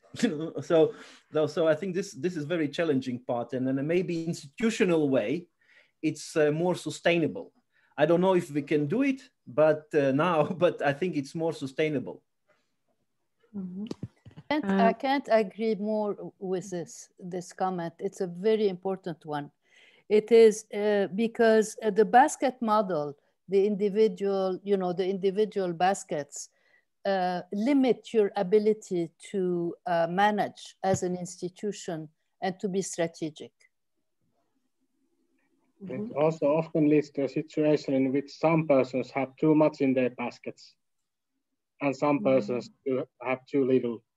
And while if they would be combining the content of the basket, they would be all capable to actually develop within their careers. So this basket model is something that I also think it's quite problematic. So career system based on full-time employment would be something that I think is something that should be as one of the aims. We have another raised hand, Agrita. Yes, thank you. It was about the same question, whether the independent research institutions probably should be merged into, or with, not into, but with the universities. And we certainly at the RSU, we think that would be a good idea. However, I think we all are aware that it's almost impossible unless there is a vision and a political will to do it nationally and to put a substantial resources for those mergers. In parallel, I think this situation that we have at hand at the moment, when in our leading research institutes, researchers are also professors in our universities, I would say it's totally not a bad situation, because if we view those institutes as industry, like high added value industry that works for the industrial partners and bring the industrial capacity up, then I think it is a viable option as well. And again, maybe I look from the perspective of a university that is very strongly linked to the clinical profession and clinicians working as a professors too. And from that perspective, I see the benefit. But again, the basket thing and also sort of the challenges that it face for us, they are there. But then there was also a question about the doctorate. I think we are in a good stage right at the moment. We are discussing with the institutes the resource flow and the ways how we more transparently engage all sides in providing for the doctoral students and doing the work together. There was also an important comment. Someone else was also kind of raising it, that there could be also this adjunct professor. Yeah. The private docents or like docents in Nordic countries, in that meaning that you have the right to teach on professorial level, but you are not employed. But then you may have, of course, hourly based contracts or so, but it can be also placed. Now there is only this POP, professor of practice, but there could be also adjunct professors that are not employees as such, but they do have the right to teach in a certain level. That might be one. Yeah, I agree with you, Elias. And I don't know if you saw the comment in the chat box. It's actually saying what you just said, that there is a category of adjunct professor, which is similar to what Tal suggested about contract-based professors. And there are people whose main job could be in a research institution or industry. And then I got another comment that we should keep in mind. And I think that it refers also to a possibility to establish, let's say, new positions that maybe we are short. For example, position of research professor who has rights to supervise a doctoral dissertation, and this would give an option to those scientists and researchers who are working in the research institutions to do pedagogical work in the doctoral education. So this comment came from Riga Technical University, Lauris Bisenieks. So these are open questions and notes, and I see that our time is running out. So I don't know if we have time for any more comments, Diego. No, thank you very much. No, I think we need to begin closing, so we respect the program. So thank you so much for this third session. I think it was very, very fruitful. Let's do the closing. So I guess that Dace would like to begin first. Yes, hello to everyone. Tiešām man liels prieks par šodienas diskusiju. Vispirms milzīgs paldies Pasaules Bankas ekspertu komandai, kura veica iepriekšējo mēnešu laikā ļoti rūpīgu sagatavošanās darbu, lai tiešām mums būtu saturiski bagāts iesākums. Un tas, ka ir pacelti īstie jautājumi un liecina tas, ka arī klātesošie iesaistījās diskusijās. Un tas, ko es redzu, ka šis tiešām ir ļoti ambiciozs projekts. Tas ir sācies, un es tiešām mums visiem novēlu ciešā sadarbībā turpināt un nonākt pie pozitīva risinājuma, lai mēs varētu ieviest jaunu akadēmiskās karjeras modeli Latvijā, kurš tiešām integrētu zinātni, pētniecību, akadēmisko darbu vienotā sistēmā, un no tā būtu ieguvumi gan individiem, gan institūcijai, gan zinātnes un izglītības kvalitātei. Tā kā paldies par šo semināru un sadarbosimies turpmāk.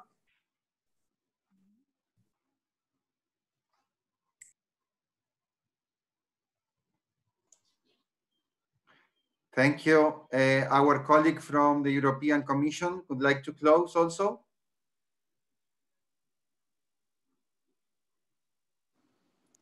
Thank you very much. Do you hear me? Yes. Perfect, Agota. Okay, so my name is Agota Kovács and I'm a colleague of Patricia. So I'm also working on the project on behalf of DG Reform. And I have been with you during this series of presentations, and it was a very, very interesting event. So I really enjoyed the discussions, and I also hope that you think the presentations and also the input provided by our teams was useful to trigger your discussion. And I'm also very, very happy that you participated to a large number and you engaged very actively. This is something that we would like to encourage you to continue as we go ahead with the implementation of the project. And I really think that today you lived up to our expectations of seizing this opportunity, of having an informed and sometimes even passionate discussion about a topic that is so dear to all of us. Again, higher education is a cornerstone of growth, but it can only, let's say, provide the results that you expect if you engage and if you shed new lights on shared challenges. So I thank you again, both for the host. I'm very, very grateful to the Latvian Ministry to having hosted this discussion, but also again to the World Bank, who was really professional in organizing this event and also keeping the time and managing it in a very, very efficient way. So I'm also grateful for all the content related input, and please keep up the good spirit. We will also be around to listen to your questions and also to provide the best answers possible from our side. So thank you again. Thank you, Agota. I appreciate your kind words, and I endorse also the closing remarks from Dace. I totally agree with her. Let me finish with 2 minutes.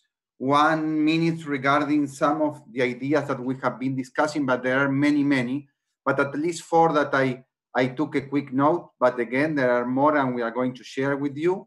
But the first one is we discussed with the idea of the flexibility of the career framework, so to be adjusted to various institutional realities. Second, the importance of the flexibility of moving between different sectors, academic and private sector during one's career. The other important issue that was raised, it was the how to resolve legal issues related to the introduction of the tenure track system. And finally, components constituting workload in relation to the tripartite university mission, teaching, research, and service, and how to evaluate the importance and quality of each of them. These are some of the quick reactions. There are many more, and we are going to share with you. And finally, I would like to thank you all. Thank you, the Ministry of Education. Thank you all the participants. Really, it was a very real professional meeting. And I don't want to forget people that we are not seeing now, but they did a great job in terms of the IT people who allow us to do this. And also a big, big thanks to our colleague, Barbara. I don't know if she wants to appear or not, but she did a great job to go through all the slides. But again, to everybody, I think it was a great event. And as I said, I promise that this is just the first one, and we are going to continue. And all this process, we are going to finalize a report, but together with you, doing all the consultations that are appropriate for everybody. So thank you so much. Thank you. Bye. Thank you. Thank you. Thank you, everyone. Bye. Thank you. Goodbye. Thank you. Bye-bye. Bye-bye. Bye-bye. Bye.